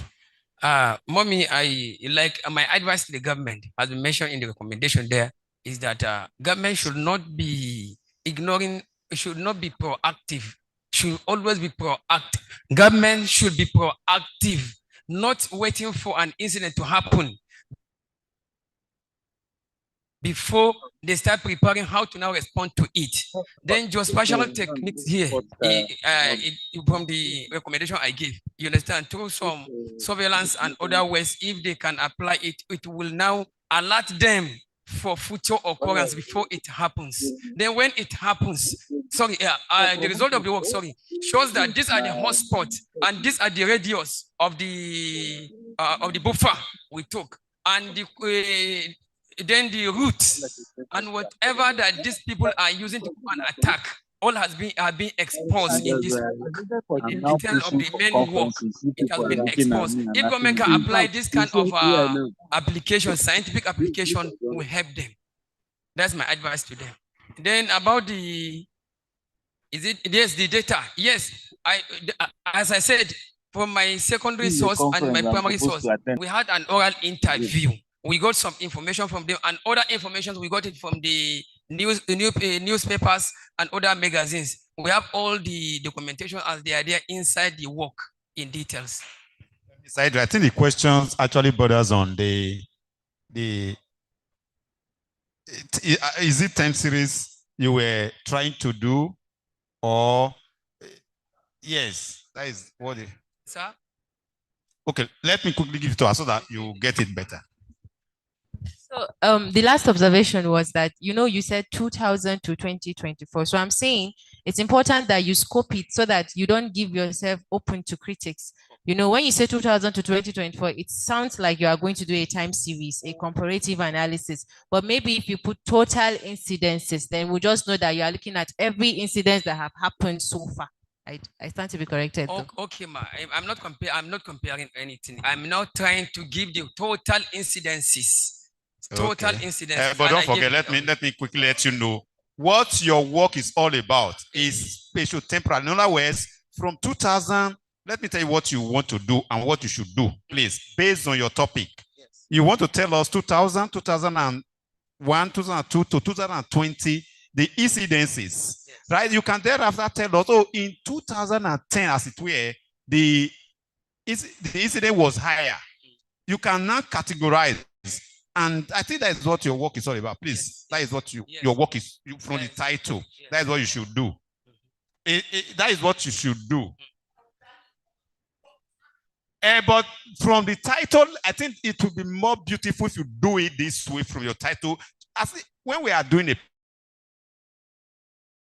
paper, first thing is to come up with a title. And from your title, you derive the objective. It's sequential. From anything you are doing, don't forget your title. Your title should always be in your mind. And you follow it and you go that way and you won't have problem. But by the time, sometimes you leave your title, you derail. Please go back to your title. Your title is spatial temporal and is good. And I think you should go that way. Yes. And I've just hinted what you should do. The period you covered, you should be able to tell. But again, you can look at it, maybe five years interval. You can look at it 5 years interval instead of 24 years. You can like, okay, 24 years divided by possibly so that you have a good space of 4 years. Good 6 years, right? It will not be. So do you understand? I understand. So that 2020, 2024, 2020, 2004, 2008, 2012, just like that. You come up with a beautiful yes. With that, you cannot tell us that between this period, incident was higher or lesser. I think that is all the work should be. Any more observation? Okay.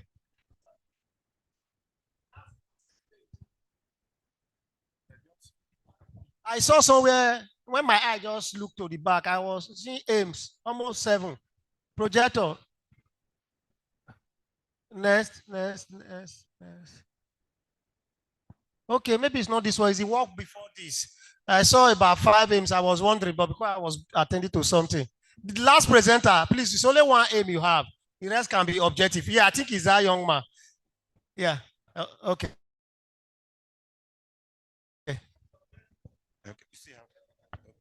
Please let's go. Yes. Let's go to your map. That's your hotspot map. Okay. Yes. So you see this map, it can be presented in a better way. If you are not here, I should be able to describe this map myself. I should be able to say that, okay, area around Abuja, Kogi, actually are enjoying these incidences. You get what I'm saying, sir? So the map is not actually speaking for itself. If you are not there, it is not useful. So informations are needed. Informations like what? What are the names of the states there? It should be there. You have boundaries. All your local government boundaries should be there for in-depth description. If possible, the river, the water body, and other things. Thank you very much. Thank you very much. Thank you. And think on this. Okay.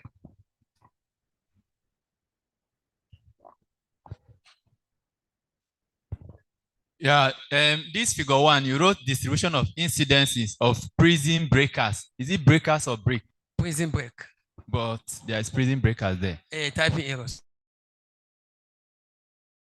Then secondly, you are doing spatio-temporal work, and I was expecting to see different prison incidents like break for those various years. So I don't know. And you mentioned about your source of data being newspaper, interview. How accurate is those information relating to what happened in the past? And Nigeria is a big location. It's a big study area. So you mentioning personal interview. How many people did you sample? How did you go about getting those information? Actually, I was expecting him to say something about he got all this information from police station than saying oral interviews. Or even if there is a web source.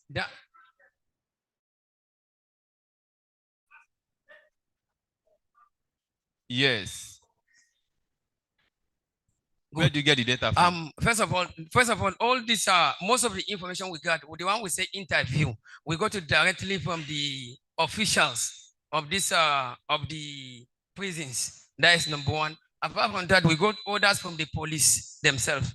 Apart from that, there is what is called a joint task force. There are some they call them response teams. Response teams. These response teams, you understand? Those places? Yeah, no, we are three that did the work. You understand? We divided the work according to your zone where you are. That's why it took us very long. We did all the interview ourselves. That's why when we show you our findings all, we say source from us. You understand? Sorry. You understand? We source it ourselves, but from the security agencies. Thank you. We go further to tell you what you should do. There are so many sources of data, and your work is on Nigeria, right? You can't tell us that you went through the whole state to do your oral interview, or no. You can see somewhere there are so many mediums you can gather or collect your data without having to go to any police station. Yes, we'll get to that point. I think on that, let's move on to the next paper. Let's move on to the next paper. And that is paper 3 on our book of abstracts. Paper 3 on our book of abstracts was presented by Ahmed Ibrahim, and that is application of GIS for crime analysis in Ibadan Northeast local government area of Oyo State. Ahmed Ibrahim, I'm sure you are seated with your pen and paper to take observation and questions. So please, as usual, let's quickly move on to bring out all our questions, observation on this paper. Please, quickly. Yes. The mic, please. Dr. Hida, up there.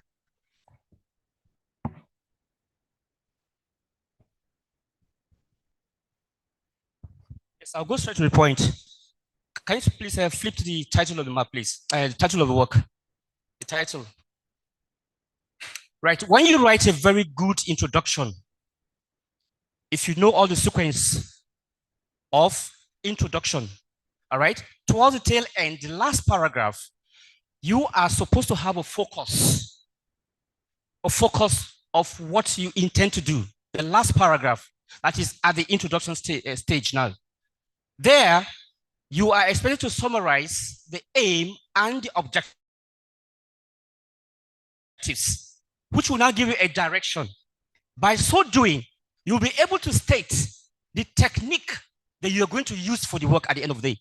So there's no need for you to tell us on the title that you're going to use this, you're going to apply this technique or method.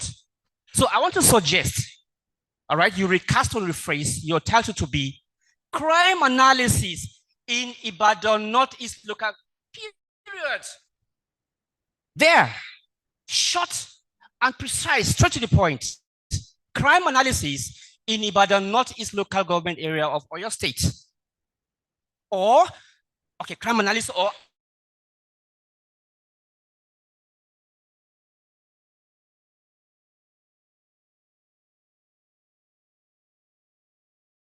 in very good. Observation, please take note of that. So